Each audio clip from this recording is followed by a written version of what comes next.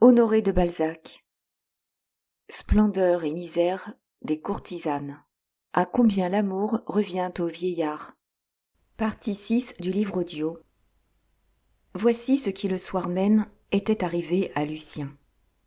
À 9h, Lucien était sorti, comme tous les soirs, dans son coupé, pour aller à l'hôtel de Grandlieu.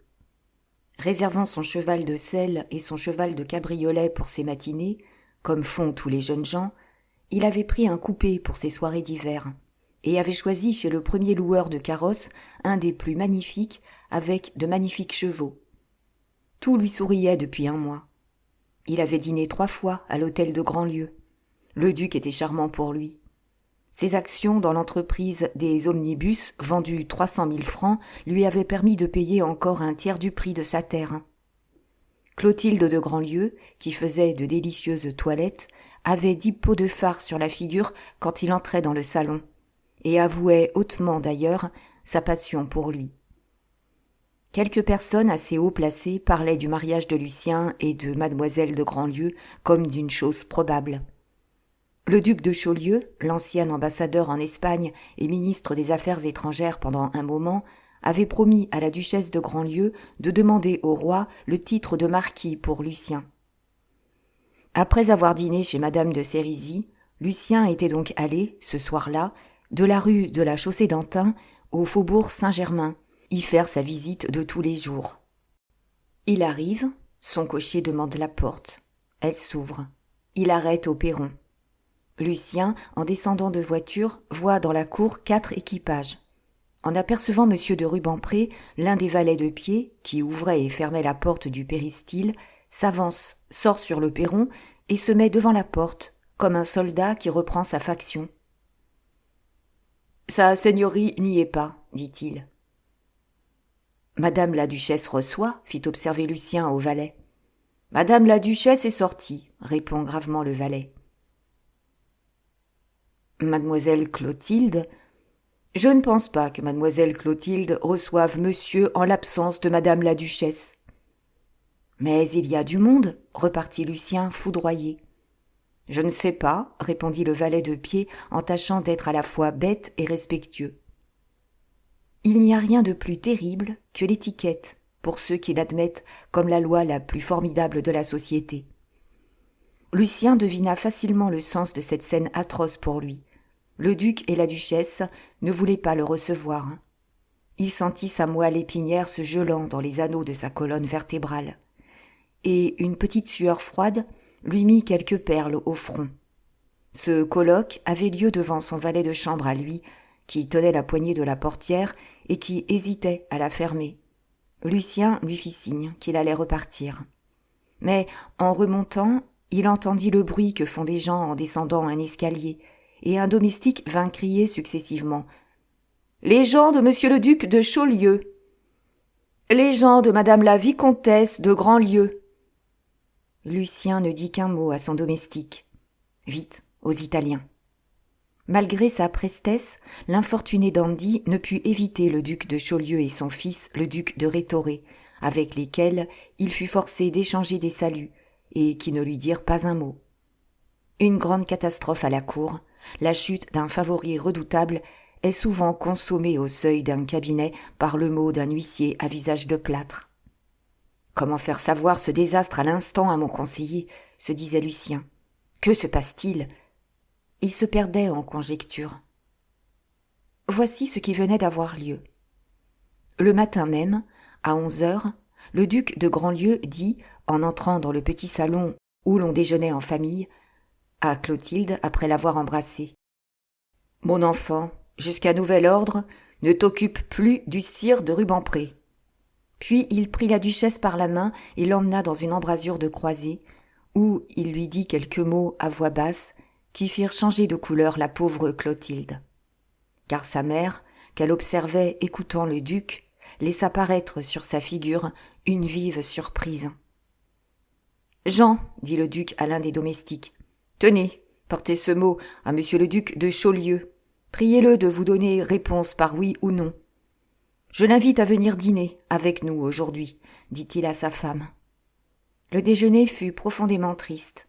La duchesse parut pensive, le duc sembla fâché contre lui-même, et Clotilde eut beaucoup de peine à retenir ses larmes. « Mon enfant, votre père a raison. Obéissez-lui, lui dit-elle d'une voix attendrie. Je ne puis vous dire comme lui. Ne pensez pas à Lucien. Non, je comprends ta douleur. » Clotilde baisa la main de sa mère. « Mais je te dirai, mon ange, attends, sans faire une seule démarche. Souffre en silence, puisque tu l'aimes, et sois confiante en la sollicitude de tes parents. Les grandes dames, mon enfant, sont grandes parce qu'elles savent toujours faire leur devoir dans toutes les occasions, et avec noblesse. »« De quoi s'agit-il » demanda Clotilde, pâle comme un lys. « De choses trop graves pour qu'on puisse t'en parler, mon cœur, » répondit la duchesse. « Car si elles sont fausses, ta pensée en serait inutilement salie, et si elles sont vraies, tu dois les ignorer. » À 6 heures, le duc de Chaulieu vint trouver dans son cabinet le duc de Grandlieu qui l'attendait. « Dis donc, Henri. » Ces deux ducs se tutoyaient et s'appelaient par leur prénom. C'est une de ces nuances inventées pour marquer les degrés de l'intimité, repousser les envahissements de la familiarité française et humilier les amours-propres. « Dis donc, Henri, je suis dans un embarras si grand que je ne peux prendre conseil que d'un vieil ami qui connaisse bien les affaires, et tu en as la triture. Ma fille Clotilde aime, comme tu le sais, ce petit Rubempré qu'on m'a quasi contraint de lui mettre pour mari. J'ai toujours été contre ce mariage. Mais enfin, Madame de Grandlieu n'a pas su se défendre de l'amour de Clotilde. Quand ce garçon a eu acheté sa terre, quand il l'a eu payée aux 3/4, il n'y a plus eu d'objection de ma part. Voici que j'ai reçu hier, au soir, une lettre anonyme. Tu sais le cas qu'on en doit faire. Où l'on m'affirme que la fortune de ce garçon provient d'une source impure, et qu'il nous ment en nous disant que sa sœur lui donne les fonds nécessaires à ses acquisitions. On me somme, au nom du bonheur de ma fille et de la considération de notre famille, de prendre des renseignements, en m'indiquant les moyens de m'éclairer. Tiens, lis d'abord. « Je partage ton opinion sur les lettres anonymes, mon cher Ferdinand, dit le duc de Chaulieu après avoir lu la lettre. Mais, tout en les méprisant, on doit s'en servir. Il en est de ces lettres, absolument comme des espions. Ferme ta porte à ce garçon, et voyons à prendre des renseignements. Eh bien, j'ai ton affaire. Tu as pour avoué Derville, un homme en qui nous avons toute confiance. Il a les secrets de bien des familles. Il peut bien porter celui-là. C'est un homme probe, un homme de poids, un homme d'honneur. Il est fin, rusé, mais il n'a que la finesse des affaires. Tu ne dois l'employer que pour obtenir un témoignage auquel tu puisses avoir égard. Nous avons au ministère des Affaires étrangères, par la police du royaume, un homme unique pour découvrir les secrets d'État. Nous l'envoyons souvent en mission. Préviens Derville qu'il aura, pour cette affaire, un lieutenant. Notre espion est un monsieur qui se présentera décoré de la croix de la Légion d'honneur. Il aura l'air d'un diplomate. Ce drôle sera le chasseur, et Derville assistera tout simplement à la chasse. Ton avoué te dira si la montagne accouche d'une souris ou si tu dois rompre avec ce petit Rubempré. En 8 jours, tu sauras à quoi t'en tenir. Le jeune homme n'est pas encore assez marquis pour se formaliser de ne pas me trouver chez moi pendant 8 jours, dit le duc de Grandlieu. Surtout si tu lui donnes ta fille, dit l'ancien ministre. Si la lettre anonyme a raison, qu'est-ce que ça te fait? Tu feras voyager Clotilde avec ma belle-fille Madeleine, qui veut aller en Italie. Tu me tires de peine, dit le duc de Grandlieu. Je ne sais pas encore si je dois te remercier. Attendons l'événement. Ah, fit le duc de Grandlieu, quel est le nom de ce monsieur qu'il faut annoncer à Derville? Envoie-le-moi demain, sur les 4 heures. J'aurai Derville, je les mettrai tous deux en rapport. Le nom vrai, dit l'ancien ministre, est, je crois, Corentin, un nom que tu ne dois pas avoir entendu. Mais ce monsieur viendra chez toi bardé de son nom ministériel. Il se fait appeler Monsieur de Saint quelque chose. Ah, Saint-Yves, hein. Sainte-Valère. L'un ou l'autre. Tu peux te fier à lui. Louis XVIII s'y fiait entièrement. Après cette conférence, le majordome reçut l'ordre de fermer la porte à M. de Rubempré, ce qui venait d'être fait.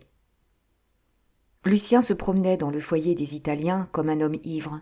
Il se voyait la fable de tout Paris.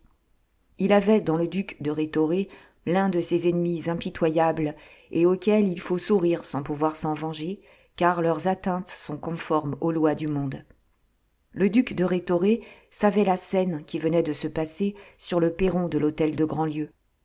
Lucien, qui sentait la nécessité d'instruire de ce désastre subit son conseiller privé intime actuel, craignit de se compromettre en se rendant chez Esther, où peut-être il trouverait du monde. Il oubliait qu'Esther était là, tant ses idées se confondaient.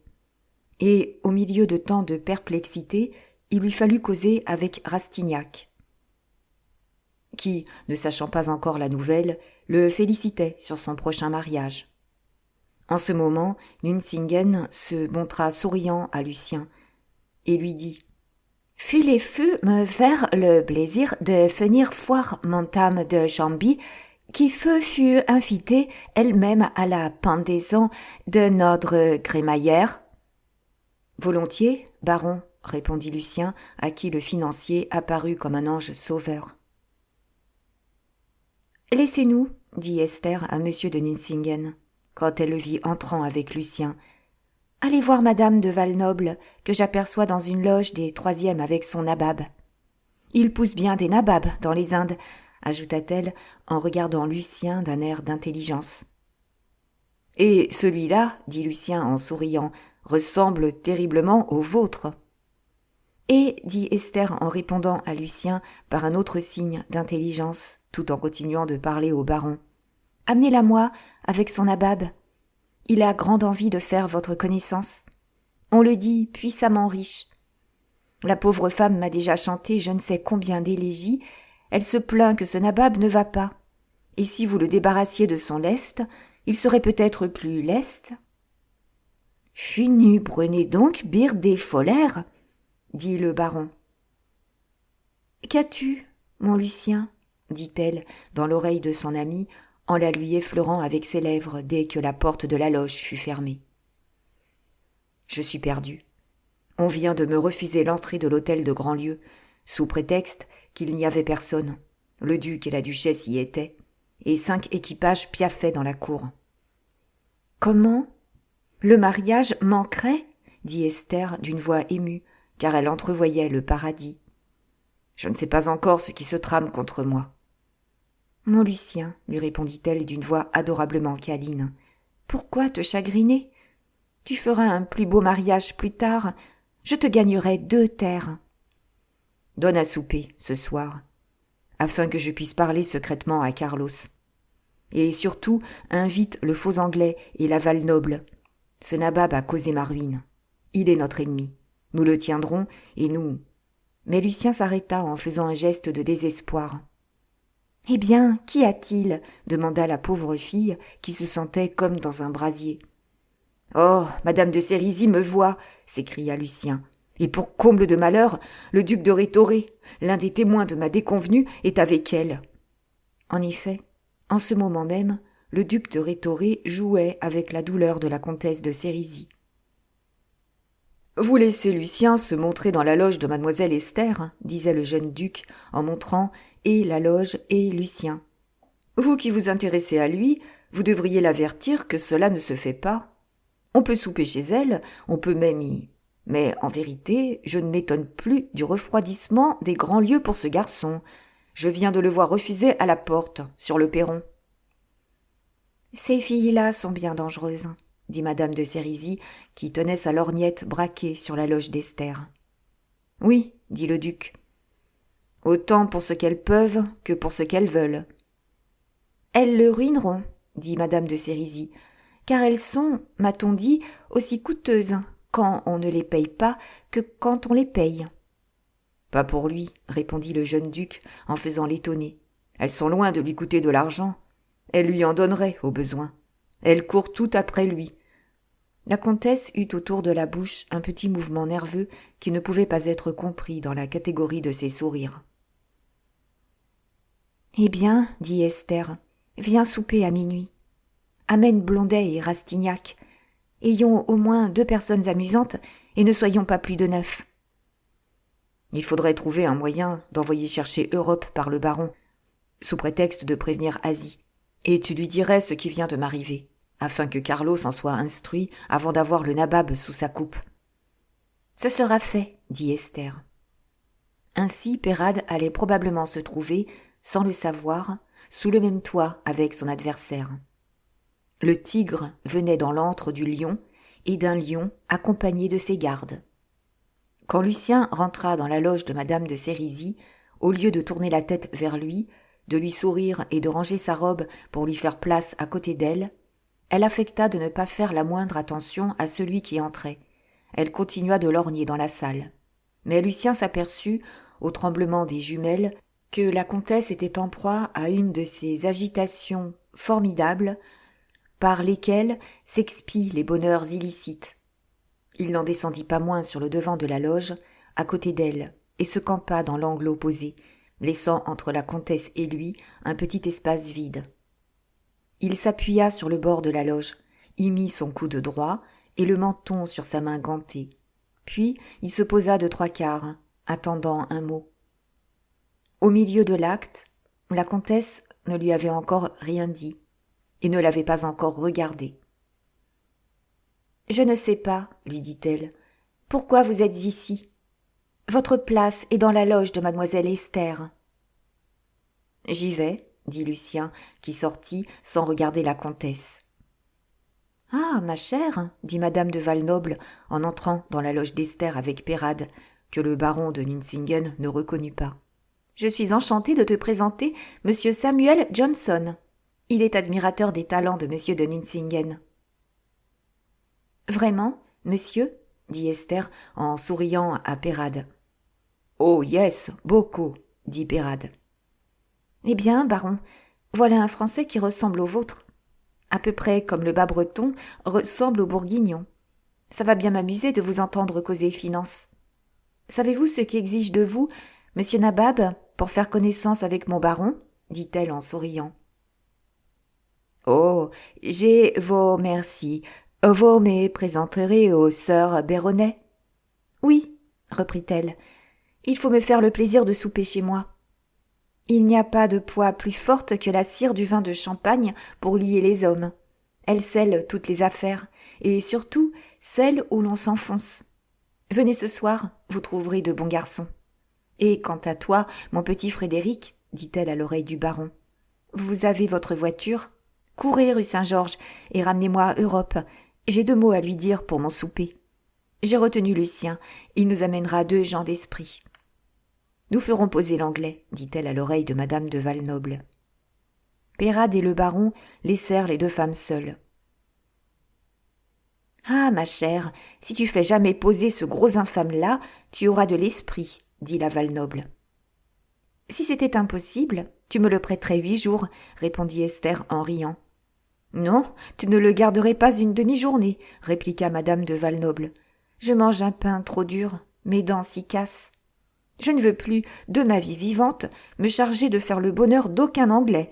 C'est tous égoïstes froids, des pourceaux habillés. »« Comment, pas d'égard ?» dit Esther en souriant. « Au contraire, ma chère, ce monstre-là ne m'a pas encore dit « toi ». »« Dans aucune situation, » dit Esther. « Le misérable m'appelle toujours madame et garde le plus beau sang-froid du monde au moment où tous les hommes sont plus ou moins gentils. L'amour, tiens, ma foi, c'est pour lui comme se faire la barbe. Il essuie ses rasoirs, il les remet dans l'étui, se regarde dans la glace, et a l'air de se dire « je ne me suis pas coupé ». Puis il me traite avec un respect à rendre une femme folle. Cet infâme milord pot-au-feu ne s'amuse-t-il pas à faire cacher ce pauvre Théodore et à le laisser debout dans mon cabinet de toilette pendant des demi-journées ? Enfin, il s'étudie à me contrarier en tout. Et avare, comme Gobseck et Gigonnet ensemble. Il me mène dîner, il ne me paye pas la voiture qui me ramène, si par hasard je n'ai pas demandé la mienne. « Eh bien, dit Esther, que te donne-t-il pour ce service-là ? Mais, ma chère, absolument rien. 500 francs. tout sec par mois, et il me paye la remise. Mais, ma chère, qu'est-ce que c'est? Une voiture comme celle qu'on loue aux épiciers le jour de leur mariage pour aller à la mairie, à l'église et au cadran bleu. Il me tanne avec le respect. Si j'essaye d'avoir mal au nerf et d'être mal disposée, il ne se fâche pas. Il me dit « Je vis que Milady fasse sa petite vouloir, pour que rien n'est plus détestable. » No gentlemen, qu'est de dire à une gentille femme « Vous étiez une belle hôte de coton, une marchandise. » Hé hé. Vous étiez à un member of société de temperance and anti-slavery. Et mon drôle reste pâle, sec, froid, en me faisant ainsi comprendre qu'il a du respect pour moi comme il en aurait pour un nègre, et que cela ne tient pas à son cœur, mais à ses opinions d'abolitionniste. Il est impossible d'être plus infâme, dit Esther. Mais je le ruinerai, ce Chinois-là. Le ruiner, dit madame de Valnoble. Il faudrait qu'il m'aimât. Mais toi-même, tu ne voudrais pas lui demander 2 liards? Il t'écouterait gravement et te dirait, avec ses formes britanniques qui font trouver les gifles aimables, qu'il te paye assez cher pour le petit chose qu'était le amour dans son pour existence. Dire que, dans notre état, on peut rencontrer des hommes comme celui-là, s'écria Esther. Ah, ma chère, tu as eu de la chance, toi.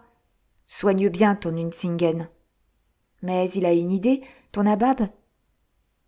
C'est ce que me dit Adèle, répondit madame de Valnoble. Tiens, cet homme-là, ma chère, aura pris le parti de se faire haïr par une femme et de se faire envoyer en tant de temps, dit Esther. Ou bien il veut faire des affaires avec Nucingen, et il m'aura prise en sachant que nous étions liés. C'est ce que croit Adèle, répondit madame de Valnoble.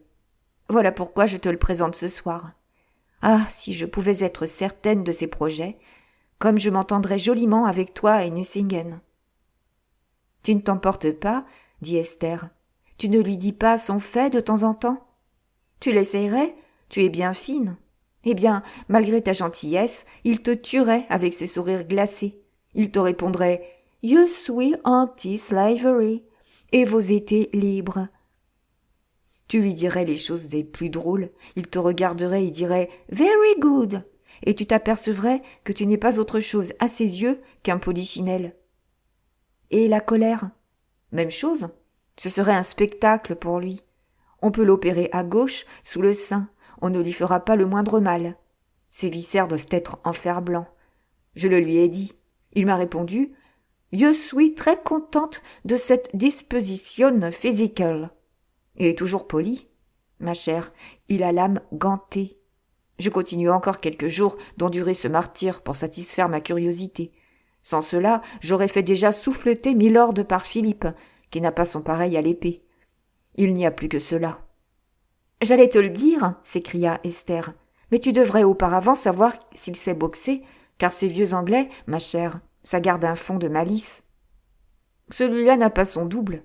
Non, si tu le voyais me demandant mes ordres, et à quelle heure il peut se présenter, pour venir me surprendre, bien entendu, et déployant les formules de respect, soi-disant des gentlemen, tu dirais « Voilà une femme adorée », et il n'y a pas une femme qui n'en dirait autant. « Et l'on nous envie, ma chère, » dit Esther. « Ah bien » s'écria madame de Valnoble. « Tiens, nous avons toutes plus ou moins, dans notre vie, appris le peu de cas qu'on fait de nous. Mais, ma chère, je n'ai jamais été si cruellement, si profondément, si complètement méprisée par la brutalité, que je le suis par le respect de cette grosse outre pleine de portos. Quand il est gris, il s'en va, pour ne pas être displaisante, dit-il à Adèle, et ne pas être à 2 puissances à la fois. La femme et le vin. Il abuse de mon fiacre, il s'en sert plus que moi. Oh, si nous pouvions le faire rouler ce soir sous la table. Mais il boit 10 bouteilles et il n'est que gris. Il a l'œil trouble et il y voit clair. C'est comme ces gens dont les fenêtres sont sales à l'extérieur, dit Esther, et qui du dedans voient ce qui se passe dehors. Je connais cette propriété de l'homme. Du Tillet a cette qualité-là, superlativement. Tâche d'avoir du Tillet et à eux deux Nuncingen. S'ils pouvaient le fourrer dans quelques-unes de leurs combinaisons, je serais au moins vengée. Il le réduirait à la mendicité. Ah, ma chère, tomber un hypocrite de protestant, après ce pauvre Fallet, qui était si drôle, si bon enfant, si gouailleur. Avons-nous ri? On dit les agents de change tous bêtes. Eh bien, celui-là n'a manqué d'esprit qu'une fois. Quand il t'a laissé sans le sou. C'est ce qui t'a fait connaître les désagréments du plaisir. Europe, amenée par M. de Nucingen, passa sa tête vipérine par la porte, et, après avoir entendu quelques phrases que lui dit sa maîtresse à l'oreille, elle disparut. À 11h30 du soir, 5 équipages étaient arrêtés rue Saint-Georges à la porte de l'illustre courtisane. C'était celui de Lucien, qui vint avec Rastignac, Blondet et Bixiou, celui de Dutillet, celui du baron de Nucingen, celui du nabab et celui de Florine que Dutillet racola.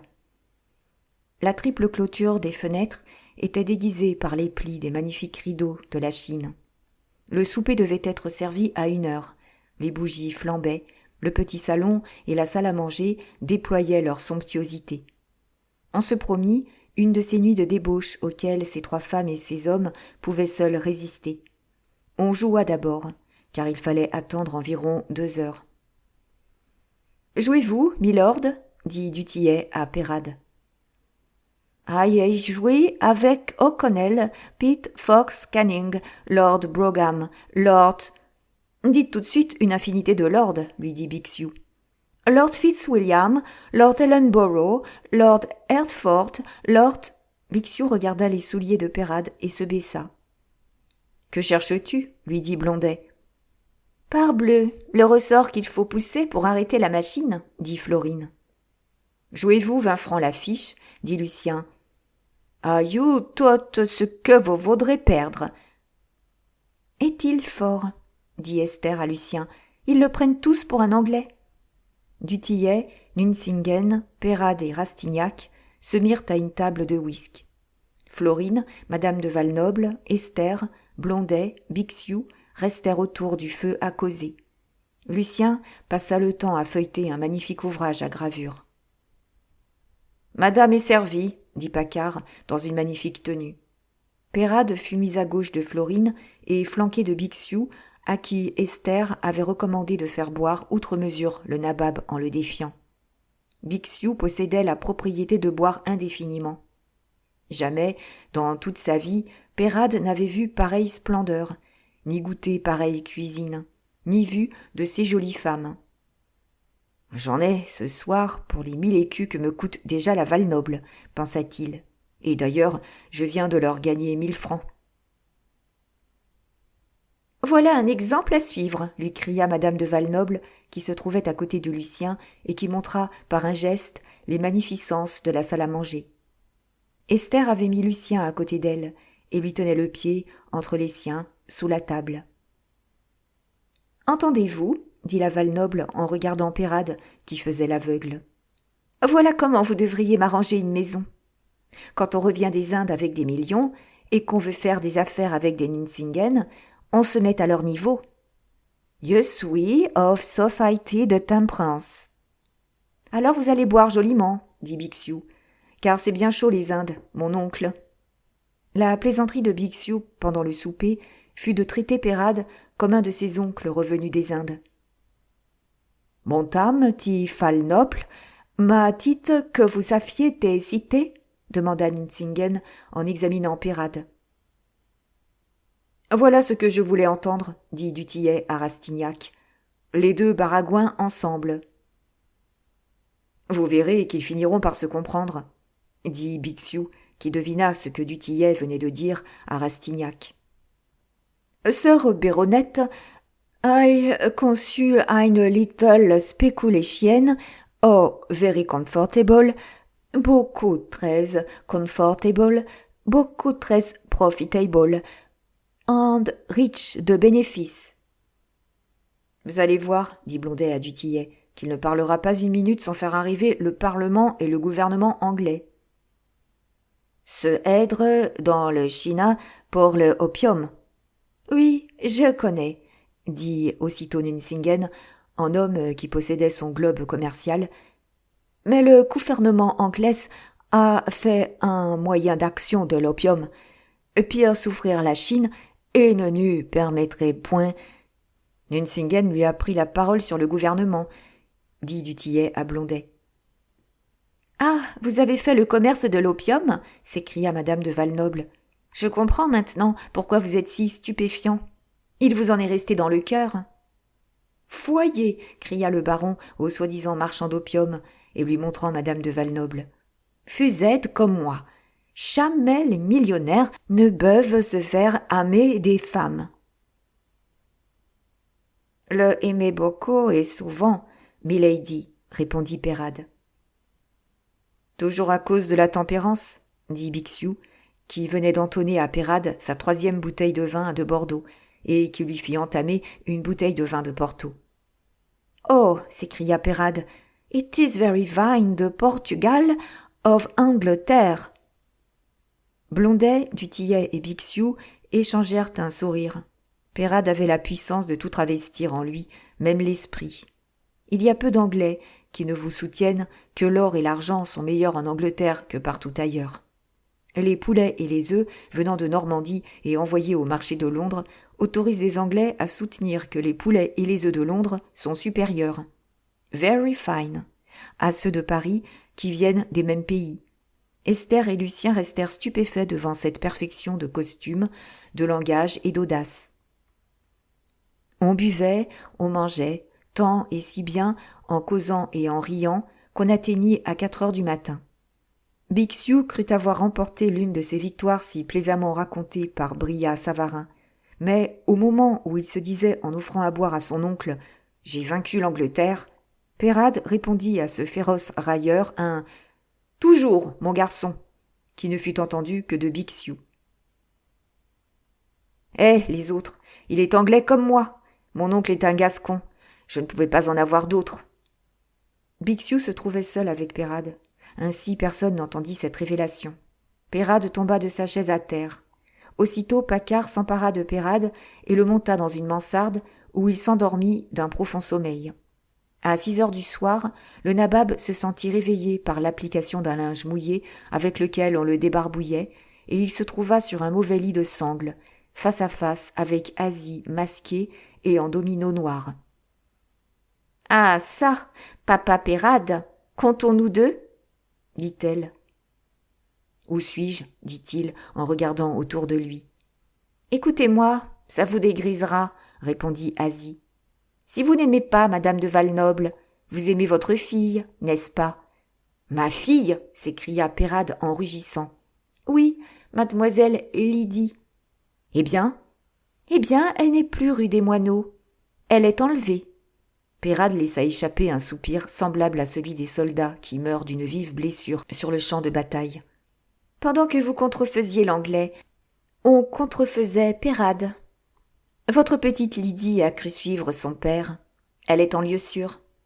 Oh, vous ne la trouverez jamais, à moins que vous ne répariez le mal que vous avez fait. » »« Quel mal ?»« On a refusé hier, chez le duc de Grandlieu, la porte à monsieur Lucien de Rubempré. Ce résultat est dû à tes intrigues et à l'homme que tu nous as détaché. »« Pas un mot. Écoute, » dit Asie en voyant Peyrade ouvrant la bouche.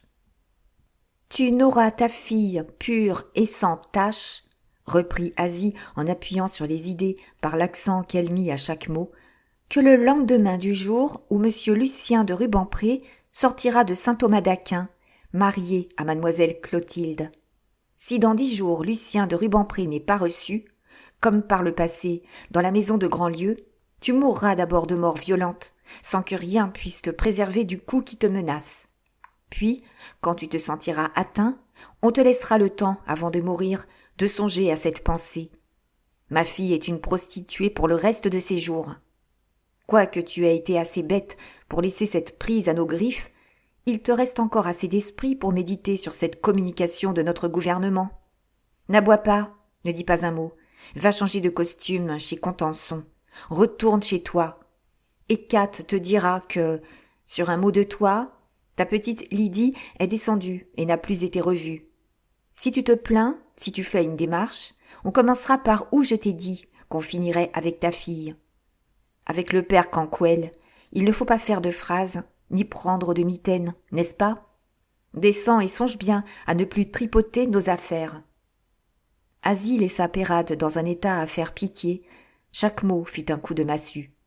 L'espion avait 2 larmes dans les yeux et 2 larmes au bas de ses joues réunies par 2 traînées humides. « On attend Monsieur Johnson pour dîner, » dit Europe en montrant sa tête un instant après. Peyrade ne répondit pas. Il descendit, alla par les rues jusqu'à une place de fiacre. Il courut se déshabiller chez Contenson, à qui il ne dit pas une parole. Il se remit en père Canquoëlle et fut à 8 heures chez lui. Il monta les escaliers, le cœur palpitant. Quand la Flamande entendit son maître, elle lui dit si naïvement « Eh bien, mademoiselle, où est-elle ?» que le vieil espion fut obligé de s'appuyer. Le coup dépassa ses forces. Il entra chez sa fille, finit par s'y évanouir de douleur en trouvant l'appartement vide. Et en écoutant le récit de Kat, qui lui raconta les circonstances d'un enlèvement aussi habilement combiné que s'il l'eût inventé lui-même. « Allons, se dit-il, il faut plier, je me vengerai plus tard. Allons chez Corentin. Voilà la première fois que nous trouvons des adversaires. Corentin laissera ce beau garçon libre de se marier avec des impératrices, s'il veut. Ah, je comprends que ma fille l'ait aimé à la première vue. Oh, le prêtre espagnol s'y connaît. Du courage, papa Peyrade, dégorge ta proie. » Le pauvre père ne se doutait pas du coup affreux qui l'attendait. Arrivé chez Corentin, Bruno, le domestique de confiance qui connaissait Peyrade, lui dit « Monsieur est parti. »« Pour longtemps ? » ?»« Pour 10 jours. »« Où ? » ?»« Je ne sais pas. »« Oh, mon Dieu, je deviens stupide. »« Je demande où, comme si nous le leur disions, pensa-t-il. 2 heures avant le moment où Peyrade allait être réveillé dans sa mansarde de la rue Saint-Georges, Corentin, venu de sa campagne de Passy, se présentait chez le duc de Grandlieu sous le costume d'un valet de chambre de bonne maison. À une boutonnière de son habit noir se voyait le ruban de la Légion d'honneur. Il s'était fait une petite figure de vieillard, à cheveux poudrés, très ridés, blafarde. Ses yeux étaient voilés par des lunettes en écaille. Enfin, il avait l'air d'un vieux chef de bureau. Quand il eut dit son nom, Monsieur de Saint-Denis, il fut conduit dans le cabinet du duc de Grandlieu, où il trouva Derville, lisant la lettre qu'il avait dictée lui-même à l'un de ses agents, le numéro chargé des écritures. Le duc prit à part Corentin pour lui expliquer tout ce que savait Corentin. Monsieur de Saint-Denis écouta froidement, respectueusement, en s'amusant à étudier ce grand seigneur, à pénétrer jusqu'au tuf vêtu de velours, à mettre à jour cette vie, alors et pour toujours, occupée de whist et de la considération de la maison de Grandlieu. Les grands seigneurs sont si naïfs avec leurs inférieurs que Corentin n'eut pas beaucoup de questions à soumettre humblement à monsieur de Grandlieu pour en faire jaillir des impertinences. « Si vous m'en croyez, monsieur, » dit Corentin à Derville, après avoir été présenté convenablement à l'avoué, « nous partirons ce soir même pour Angoulême par la diligence de Bordeaux, qui va tout aussi vite que la malle. Nous n'aurons pas à séjourner plus de 6 heures pour y obtenir les renseignements que veut monsieur le duc. Ne suffit-il pas, si j'ai bien compris votre seigneurie, de savoir si la sœur et le beau-frère de monsieur de Rubempré ont pu leur donner 1200 000 francs, dit-il en regardant le duc. Parfaitement compris, répondit le pair de France. Nous pourrons être ici dans 4 jours, reprit Corentin en regardant Derville, et nous n'aurons, ni l'un ni l'autre, laissé nos affaires pour un laps de temps pendant lequel elles pourraient souffrir. C'était la seule objection que j'avais à faire à sa seigneurie, dit Derville. Il est 4 heures, je rentre dire un mot à mon premier clerc, faire mon paquet de voyage, et après avoir dîné, je serai à 8 heures. Mais aurons-nous des places ? Dit-il à monsieur de Saint-Denis en s'interrompant. J'en réponds, dit Corentin. Soyez à 8 heures dans la cour des messageries du grand bureau. S'il n'y a pas de place, j'en aurai fait faire, car voilà comme il faut servir monseigneur le duc de Grandlieu. Messieurs, dit le duc avec une grâce infinie, je ne vous remercie pas encore. Corentin et l'avoué, qui prirent ce mot pour une phrase de congé, saluèrent et sortirent. Au moment où Peyrade interrogeait le domestique de Corentin, monsieur de Saint-Denis et Derville, placés dans le coupé de la diligence de Bordeaux, s'observaient en silence à la sortie de Paris. Le lendemain matin, d'Orléans à Tours, Derville, ennuyé, devint causeur et Corentin daigna l'amuser, mais en gardant sa distance. Il lui laissa croire qu'il appartenait à la diplomatie et s'attendait à devenir consul général par la protection du duc de Grandlieu. 2 jours après leur départ de Paris, Corentin et Derville arrêtaient à Manseul, au grand étonnement de l'avoué qui croyait aller à Angoulême. « Nous aurons dans cette petite ville, dit Corentin à Derville, des renseignements positifs sur madame Séchard. »« Vous la connaissez donc ?» demanda Derville, surpris de trouver Corentin si bien instruit. « Je fais causer le conducteur en m'apercevant qu'il est d'Angoulême. Il m'a dit que madame Séchard demeure à Marsac, et Marsac n'est qu'à 1 lieue de Manseul. Et j'ai pensé que nous serions mieux placés ici qu'à Angoulême pour démêler la vérité. » Au surplus, pensa Derville, je ne suis, comme me l'a dit monsieur le duc, que le témoin des perquisitions à faire par cet homme de confiance. L'auberge de Manseul, appelée la Belle Étoile, avait pour maître un de ces gras et gros hommes qu'on a peur de ne pas retrouver au retour, et qui sont encore 10 ans après sur le seuil de leur porte, avec la même quantité de chair, le même bonnet de coton, le même tablier, le même couteau, les mêmes cheveux gras, le même triple menton, et qui sont stéréotypés chez tous les romanciers depuis l'immortel Cervantes jusqu'à l'immortel Walter Scott. Ne sont-ils pas tous pleins de prétentions en cuisine? N'ont-ils pas tous tout à vous servir, et ne finissent-ils pas tous par vous donner un poulet éthique et des légumes accommodés avec du beurre fort? Tous vous vantent leur vin fin, et vous forcent à consommer les vins du pays. Mais depuis son jeune âge, Corentin avait appris à tirer d'un aubergiste des choses plus essentielles que des plats douteux et des vins apocryphes. Aussi se donna-t-il pour un homme très facile à contenter et qui s'en remettait absolument à la discrétion du meilleur cuisinier de Manseul, dit-il à ce gros homme. « Je n'ai pas de peine à être le meilleur, je suis le seul, répondit l'hôte. « Servez-nous dans la salle à côté, dit Corentin, en faisant un clignement d'yeux à Derville. Et surtout, ne craignez pas de mettre le feu à la cheminée. Il s'agit de nous débarrasser de l'onglet. » Il ne faisait pas chaud dans le coupé, dit Derville. « Y a-t-il loin d'ici à Marsac ?» demanda Corentin à la femme de l'aubergiste qui descendit des régions supérieures en apprenant que la diligence avait débarqué chez elle des voyageurs à coucher. « Monsieur, vous allez à Marsac ?» demanda l'hôtesse. « Je ne sais pas, » répondit-il d'un petit ton sec. « La distance d'ici à Marsac est-elle considérable ?» redemanda Corentin après avoir laissé le temps à la maîtresse de voir son ruban rouge. « En cabriolet, c'est l'affaire d'une petite demi-heure, » dit la femme de l'aubergiste. « Croyez-vous que monsieur et madame Séchard y soient en hiver ?»« Sans aucun doute, ils y passent toute l'année. »« Il est 5 heures. Nous les trouverons bien encore debout à 9 heures. »« Oh, jusqu'à 10 heures. Ils ont du monde tous les soirs. Le curé, monsieur Marron, le médecin. »« C'est de braves gens, » dit Derville. « Oh, monsieur, la crème, » répondit la femme de l'aubergiste. « Des gens droits, probes, et pas ambitieux. Allez, monsieur Séchard, quoiqu'à son aise, aurait eu des millions, à ce qu'on dit, s'il ne s'était pas laissé dépouiller d'une invention qu'il a trouvée dans la papeterie, et dont profitent les frères Cointet. »« Ah oui, les frères Cointet, » dit Corentin. « Tais-toi donc, » dit l'aubergiste. « Qu'est-ce que cela fait à ces messieurs que monsieur Séchard ait droit ou non à un brevet d'invention pour faire du papier? Ces messieurs ne sont pas des marchands de papier. Si vous comptez passer la nuit chez moi, à la Belle Étoile, dit l'aubergiste en s'adressant à ses 2 voyageurs, voici le livre. Je vous prierai de vous inscrire. Nous avons un brigadier qui n'a rien à faire et qui passe son temps à nous tracasser. »« Diable, diable, je croyais les Séchard très riches, » dit Corentin pendant que Derville écrivait ses noms et sa qualité d'avoué près le tribunal de première instance de la Seine. « Il y en a, » répondit l'aubergiste, « qui les disent millionnaires. Mais vouloir empêcher les langues d'aller, c'est entreprendre d'empêcher la rivière de couler.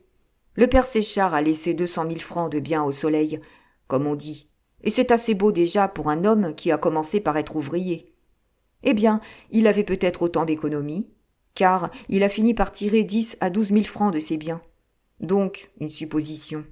qu'il ait été assez bête pour ne pas placer son argent pendant 10 ans. C'est le compte. Mais mettez 300 000 francs. S'il a fait l'usure, comme on l'en soupçonne, voilà toute l'affaire, 500 000 francs. C'est bien loin d'1 million. Je ne demanderai pour fortune que la différence. Je ne serai pas à la Belle Étoile. Comment, dit Corentin, monsieur David Séchard et sa femme n'ont pas 2 ou 3 millions de fortune? Mais, s'écria la femme de l'aubergiste, c'est ce qu'on donne à messieurs Cointet, qui l'ont dépouillé de son invention, et il n'a pas eu d'eux plus de 20 000 francs. Où donc voulez-vous que ces honnêtes gens aient pris des millions? Ils étaient bien gênés pendant la vie de leur père. Sans Kolb, leur régisseur, et madame Kolb, qui leur est tout aussi dévouée que son mari, ils auraient eu bien de la peine à vivre. Qu'avait-il donc avec la Verberie? 1000 écus de rente. Corentin prit à part Derville et lui dit « In vino veritas ». La vérité se trouve dans les bouchons. Pour mon compte, je regarde une auberge comme le véritable état civil d'un pays. Le notaire n'est pas plus instruit que l'aubergiste de tout ce qui se passe dans un petit endroit. Voyez, nous sommes censés connaître les Cointet, Kolb, etc. Un aubergiste est le répertoire vivant de toutes les aventures. Il fait la police sans s'en douter. Un gouvernement doit entretenir tout au plus 200 espions. Car, dans un pays comme la France, il y a 10 millions d'honnêtes mouchards. Mais nous ne sommes pas obligés de nous fier à ce rapport, quoique déjà l'on saurait dans cette petite ville quelque chose des 1200 000 francs disparus pour payer la terre de Rubempré. Nous ne resterons pas ici longtemps. Je l'espère, dit Derville. Voilà pourquoi, reprit Corentin, j'ai trouvé le moyen le plus naturel pour faire sortir la vérité de la bouche des époux Séchard. Je compte sur vous pour appuyer, de votre autorité d'avoué, la petite ruse dont je me servirai pour vous faire entendre un compte clair et net de leur fortune. Après le dîner, nous partirons pour aller chez monsieur Séchard, dit Corentin à la femme de l'aubergiste. Vous aurez soin de nous préparer des lits. Nous voulons chacun notre chambre. À la Belle Étoile, il doit y avoir de la place. Oh, monsieur, dit la femme, nous avons trouvé l'enseigne. Oh, le calembour existe dans tous les départements, dit Corentin. Vous n'en avez pas le monopole. Vous êtes servis, messieurs, dit l'aubergiste. Et où diable ce jeune homme aurait-il pris son argent? L'anonyme aurait-il raison? Serait-ce la monnaie d'une belle fille? Dit Derville à Corentin en s'attablant pour dîner. Ah, ce serait le sujet d'une autre enquête, dit Corentin. Lucien de Rubempré vit, m'a dit monsieur le duc de Chaulieu, avec une juive convertie, qui se faisait passer pour hollandaise, et nommée Esther van Boxek. Quelle singulière coïncidence, dit l'avoué. Je cherche l'héritière d'un Hollandais appelé Gobseck. C'est le même nom avec un changement de consonne. Eh bien, dit Corentin, à Paris, je vous aurai des renseignements sur la filiation à mon retour à Paris. 1 heure après, les 2 chargés d'affaires de la maison de Grandlieu partaient pour la Verberie, maison de monsieur et madame Séchard. Jamais Lucien n'avait éprouvé des émotions aussi profondes que celles dont il fut saisi à la Verberie par la comparaison de sa destinée avec celle de son beau-frère. Les 2 Parisiens allaient y trouver le même spectacle qui, quelques jours auparavant, avait frappé Lucien. Là, tout respirait le calme et l'abondance. À l'heure où les 2 étrangers devaient arriver, le salon de la Verberie était occupé par une société de 5 personnes. Le curé de Marsac, jeune prêtre de 25 ans, qui s'était fait, à la prière de madame Séchard, le précepteur de son fils Lucien. Le médecin du pays, nommé monsieur Marron. Le maire de la commune, et un vieux colonel retiré du service qui cultivait les roses dans une petite propriété située en face de la Verberie, de l'autre côté de la route. Tous les soirs d'hiver, ces personnes venaient faire un innocent Boston à 1 centime l'affiche, prendre les journaux ou rapporter ceux qu'ils avaient lus. Quand monsieur et madame Séchard achetèrent la Verberie, belle maison bâtie en tuffeau et couverte en ardoise, ses dépendances d'agrément consistaient en un petit jardin de 2 arpents.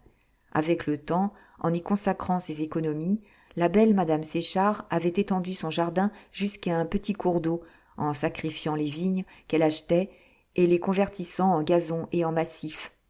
En ce moment, la Verberie, entourée d'un petit parc d'environ 20 arpents, clos de murs, passait pour la propriété la plus importante du pays. La maison de feu Séchard et ses dépendances ne servaient plus qu'à l'exploitation de 20 et quelques arpents de vignes laissés par lui, outre 5 métairies d'un produit d'environ 6 000 francs, et 10 arpents de prés situés de l'autre côté du cours d'eau, précisément en face du parc de la Verberie. Aussi madame Séchard comptait-elle bien les y comprendre l'année prochaine. Déjà, dans le pays, on donnait à la Verberie le nom de château, et l'on appelait Ève Séchard la dame de Marsac. En satisfaisant sa vanité, Lucien n'avait fait qu'imiter les paysans et les vignerons. Courtois, propriétaire d'un moulin assis pittoresquement à quelques portées de fusil des prés de la Verberie, était, dit-on, en marché pour ce moulin avec madame Séchard. Cette acquisition probable allait finir de donner à la Verberie la tournure d'une terre du premier ordre dans le département. Madame Séchard, qui faisait beaucoup de bien et avec autant de discernement que de grandeur, était aussi estimée qu'aimée. Sa beauté, devenue magnifique, atteignait alors à son plus grand développement. Quoique âgée d'environ 26 ans, elle avait gardé la fraîcheur de la jeunesse en jouissant du repos et de l'abondance que donne la vie de campagne. Toujours amoureuse de son mari, elle respectait en lui l'homme de talent assez modeste pour renoncer au tapage de la gloire. Enfin, pour la peindre, il suffit peut-être de dire que, dans toute sa vie, elle n'avait pas à compter un seul battement de cœur qui ne fût inspiré par ses enfants ou par son mari. L'impôt que ce ménage payait au malheur, on le devine. C'était le chagrin profond que causait la vie de Lucien, dans laquelle Ève Séchard pressentait des mystères et les redoutait d'autant plus que, pendant sa dernière visite, Lucien brisa sèchement à chaque interrogation de sa sœur, en lui disant que les ambitieux ne devaient compte de leurs moyens qu'à eux-mêmes. En 6 ans, Lucien avait vu sa sœur 3 fois, et il ne lui avait pas écrit plus de 6 lettres. Sa première visite à la Verberie eut lieu lors de la mort de sa mère, et la dernière avait eu pour objet de demander le service de ce mensonge si nécessaire à sa politique. Ce fut le sujet d'une scène assez grave entre monsieur, madame Séchard et leur frère, qui leur laissa des doutes affreux. L'intérieur de la maison, transformé tout aussi bien que l'extérieur, sans présenter de luxe, était confortable. On en jugera par un coup d'œil rapide jeté sur le salon où se tenait en ce moment la compagnie. Un joli tapis d'aubusson, des tentures en croisée de coton gris ornées de galons en soie verte, des peintures imitant le bois de Spa, un meuble en acajou sculpté garni de casimir gris à passementerie verte, des jardinières pleines de fleurs, malgré la saison, offraient un ensemble doux à l'œil.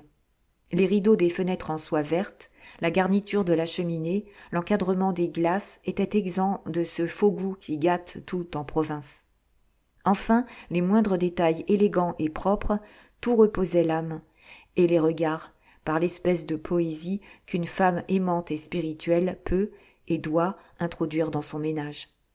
Madame Séchard, encore en deuil de son père, travaillait au coin du feu à un ouvrage en tapisserie, aidée par madame Kolb, la femme de charge, sur qui elle se reposait de tous les détails de la maison. Au moment où le cabriolet atteignit aux premières habitations de Marsac, la compagnie habituelle de la Verberie s'augmenta de Courtois, le meunier, veuf de sa femme, qui voulait se retirer des affaires et qui espérait bien vendre sa propriété à laquelle madame Ève paraissait tenir, et Courtois savait le pourquoi. « Voilà un cabriolet qui arrête ici, » dit Courtois en entendant à la porte un bruit de la voiture. « Et à la ferraille, on peut présumer qu'il est du pays. »« Ce sera sans doute Postel et sa femme qui viennent me voir, » dit le médecin. « Non, » dit Courtois, « le cabriolet vient du côté de Mansle. »« Madame, » dit Kolb, un grand et gros Alsacien, « voici ein Afoué de Paris qui t'aimante à parler à monsieur. »« Un avoué » s'écria Séchard. « Ce mot-là me donne la colique. »« Merci, » dit le maire de Marsac, nommé Cachan, avoué pendant 20 ans à Angoulême, et qui, jadis, avait été chargé de poursuivre Séchard. « Mon pauvre David ne changera pas, il sera toujours distrait, » dit Ève en souriant. « Un avoué de Paris, » dit Courtois. « Vous avez donc des affaires à Paris ?»« Non, » dit Ève. « Vous y avez un frère, » dit Courtois en souriant. Gare que ce ne soit à cause de la succession du père Séchard, dit Cachan. Il a fait des affaires véreuses, le bonhomme.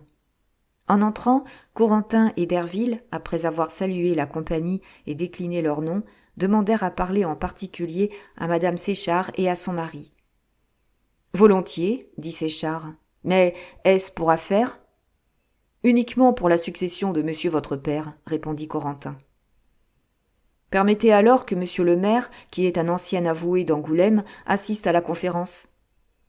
Vous êtes monsieur Derville ? Dit Cachan en regardant Corentin. Non, monsieur, c'est monsieur, répondit Corentin en montrant l'avoué qui salua. Mais, dit Séchard, nous sommes en famille, nous n'avons rien de caché pour nos voisins, nous n'avons pas besoin d'aller dans mon cabinet où il n'y a pas de feu.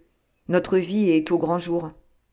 Celle de monsieur votre père, dit Corentin, a eu quelques mystères que, peut-être, vous ne seriez pas bien aise de publier. Est-ce donc une chose qui puisse nous faire rougir ? Dit Ève effrayée. Oh non, c'est une peccadille de jeunesse, dit Corentin en tendant avec le plus grand sang-froid une de ses 1000 souricières.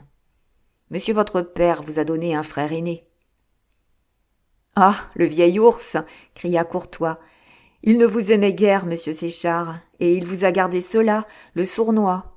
Ah, je comprends maintenant ce qu'il voulait dire quand il me disait « Vous en verrez de belles lorsque je serai enterré. » Oh, rassurez-vous, monsieur, dit Corentin à Séchard en étudiant Ève par un regard de côté. Un frère, s'écria le médecin, mais voilà votre succession partagée en deux. Derville affectait de regarder les belles gravures avant la lettre qui se trouvait exposée sur les panneaux du salon. Oh, rassurez-vous, madame, dit Corentin en voyant la surprise qui parut sur la belle figure de madame Séchard. Il ne s'agit que d'un enfant naturel. Les droits d'un enfant naturel ne sont pas ceux d'un enfant légitime. Cet enfant est dans la plus profonde misère. Il a droit à une somme basée sur l'importance de la succession. Les millions laissés par monsieur votre père. À ce mot, millions, il y eut un cri de l'unanimité la plus complète dans le salon. En ce moment, Derville n'examinait plus les gravures.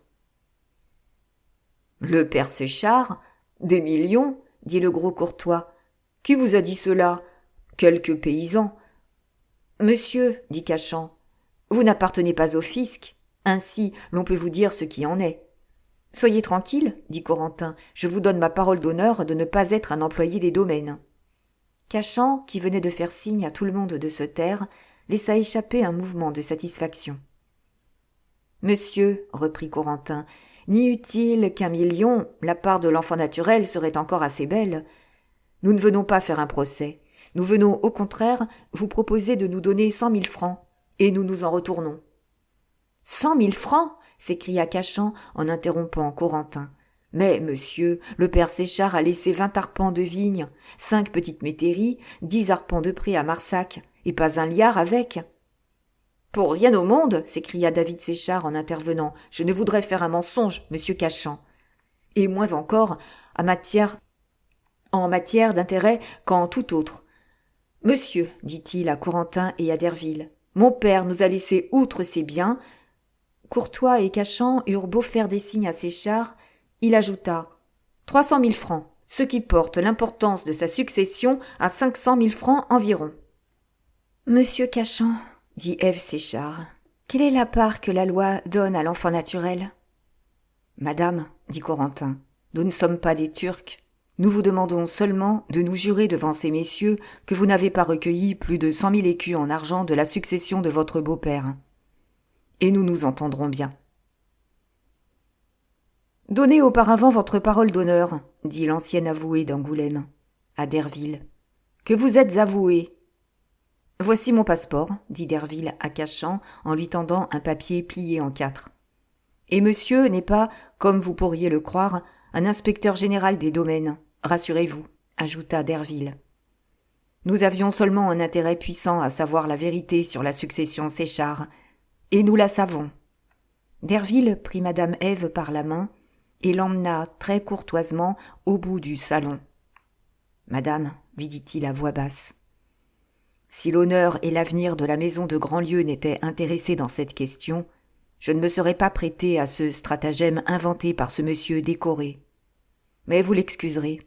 Il s'agissait de découvrir le mensonge à l'aide duquel monsieur votre frère a surpris la religion de cette noble famille. Gardez-vous bien maintenant de laisser croire que vous avez donné 1200 000 francs à monsieur votre frère pour acheter la terre de Rubempré. 1200 000 francs s'écria madame Séchard en pâlissant. Et où a-t-il pris, lui, le malheureux? Ah, voilà, dit Derville. J'ai peur que la source de cette fortune ne soit bien impure. Ève eut des larmes aux yeux, que ses voisins aperçurent. Nous vous avons rendu peut-être un grand service, lui dit Derville, en vous empêchant de tremper dans un mensonge dont les suites peuvent être très dangereuses. Derville laissa madame Séchard assise, pâle, des larmes sur les joues, et salua la compagnie. « À Mansle, dit Corentin au petit garçon qui conduisait le cabriolet. La diligence allant de Bordeaux à Paris, qui passa dans la nuit, eut une place. Derville pria Corentin de le laisser en profiter, en objectant ses affaires. Mais, au fond, il se défiait de son compagnon de voyage, dont la dextérité diplomatique et le sang-froid lui parurent être de l'habitude. Corentin resta 3 jours à Manseul sans trouver d'occasion pour partir. Il fut obligé d'écrire à Bordeaux et d'y retenir une place pour Paris, où il ne put revenir que 9 jours après son départ. Pendant ce temps-là, Peyrade allait tous les matins, soit à Passy, soit à Paris, chez Corentin, savoir s'il était revenu. Le 8e jour, il laissa, dans l'un et l'autre domicile, une lettre écrite en chiffres à E pour expliquer à son ami le genre de mort dont il était menacé, l'enlèvement de Lydie et l'affreuse destinée à laquelle ses ennemis le vouaient. Attaqué comme jusqu'alors il avait attaqué les autres, Peyrade, privé de Corentin, mais aidé par Contenson, n'en resta pas moins sous son costume de nabab. Encore que ses invisibles ennemis l'eussent découvert, il pensait assez sagement pouvoir saisir quelques lueurs en demeurant sur le terrain même de la lutte. Contenson avait mis en campagne toutes ses connaissances à la piste de Lydie. Il espérait découvrir la maison dans laquelle elle était cachée. Mais de jour en jour, l'impossibilité, de plus en plus démontrée, de savoir la moindre chose, ajouta d'heure en heure au désespoir de Peyrade. Le vieil espion se fit entourer d'une garde de 12 ou 15 agents les plus habiles. On surveillait les alentours de la rue des Moineaux et la rue Taitbout où il vivait en nabab, chez madame de Valnoble. Pendant les 3 derniers jours du délai fatal accordé par Asie pour rétablir Lucien sur l'ancien pied à l'hôtel de Grandlieu, Contenson ne quitta pas le vétéran de l'ancienne lieutenance générale de police. Ainsi, la poésie de terreur que les stratagèmes des tribus ennemies en guerre répandent au sein des forêts de l'Amérique, et dont a tant profité Cooper, s'attachait aux plus petits détails de la vie parisienne. Les passants, les boutiques, les fiacres, une personne debout à une croisée, tout offrait aux hommes numéraux à qui la défense de la vie du vieux Peyrade était confiée, l'intérêt énorme que présente dans les romans de Cooper un tronc d'arbre, une habitation de castor, un rocher, la peau d'un bison, un canot immobile, un feuillage à fleur d'eau. « Si l'Espagnol est parti, vous n'avez rien à craindre, » disait Contenson à Peyrade en lui faisant remarquer la profonde tranquillité dont il jouissait. « Et s'il n'est pas parti, » répondait Peyrade, « il a emmené un de mes hommes derrière sa calèche. Mais, à Blois, mon homme, forcé de descendre, n'a pu ni remonter, ni rattraper la voiture. » 5 jours après le retour de Derville, un matin, Lucien reçut la visite de Rastignac. « Je suis, mon cher, au désespoir d'avoir à m'acquitter d'une négociation qu'on m'a confiée à cause de notre connaissance intime. Ton mariage est rompu sans que tu puisses jamais espérer de le renouer. Ne remets plus les pieds à l'hôtel de Grandlieu. Pour épouser Clotilde, il faut attendre la mort de son père, et il est devenu trop égoïste pour mourir de sitôt. Les vieux joueurs de whist tiennent longtemps, sur leur bord de table. Clotilde va partir pour l'Italie avec Madeleine de Lenoncourt-Chaulieu. La pauvre fille t'aime tant, mon cher, qu'il a fallu la surveiller. Elle voulait venir te voir, elle avait fait son petit projet d'évasion. C'est une consolation dans ton malheur. » Lucien ne répondait pas. Il regardait Rastignac. « Après tout, est-ce un malheur ?» lui dit son compatriote. Tu trouveras bien facilement une autre fille aussi noble et plus belle que Clotilde. Madame de Sérisy te mariera par vengeance. Elle ne peut pas souffrir les grands lieux, qui n'ont jamais voulu la recevoir. Elle a une nièce, la petite Clémence du Rouvre. Mon cher, depuis notre dernier souper, je ne suis pas bien avec Madame de Sérisy. Elle m'a vu dans la loge d'Esther. Elle m'a fait une scène, et je l'ai laissée faire. Une femme de plus de 40 ans ne se brouille pas pour longtemps avec un jeune homme aussi beau que toi, dit Rastignac. Je connais un peu ces couchers de soleil. Ça dure 10 minutes à l'horizon et 10 ans dans le cœur d'une femme. Voici 8 jours que j'attends une lettre d'elle. Vas-y. Maintenant, il le faudra bien. Viens-tu du moins chez la Val-Noble? Son nabab rend à Nuncingen le souper qu'il en a reçu. J'en suis, et j'irai, dit Lucien d'un air grave. Le lendemain de la confirmation de son malheur, dont Carlos fut instruit aussitôt, Lucien vint avec Rastignac et Nuncingen chez le faux nabab.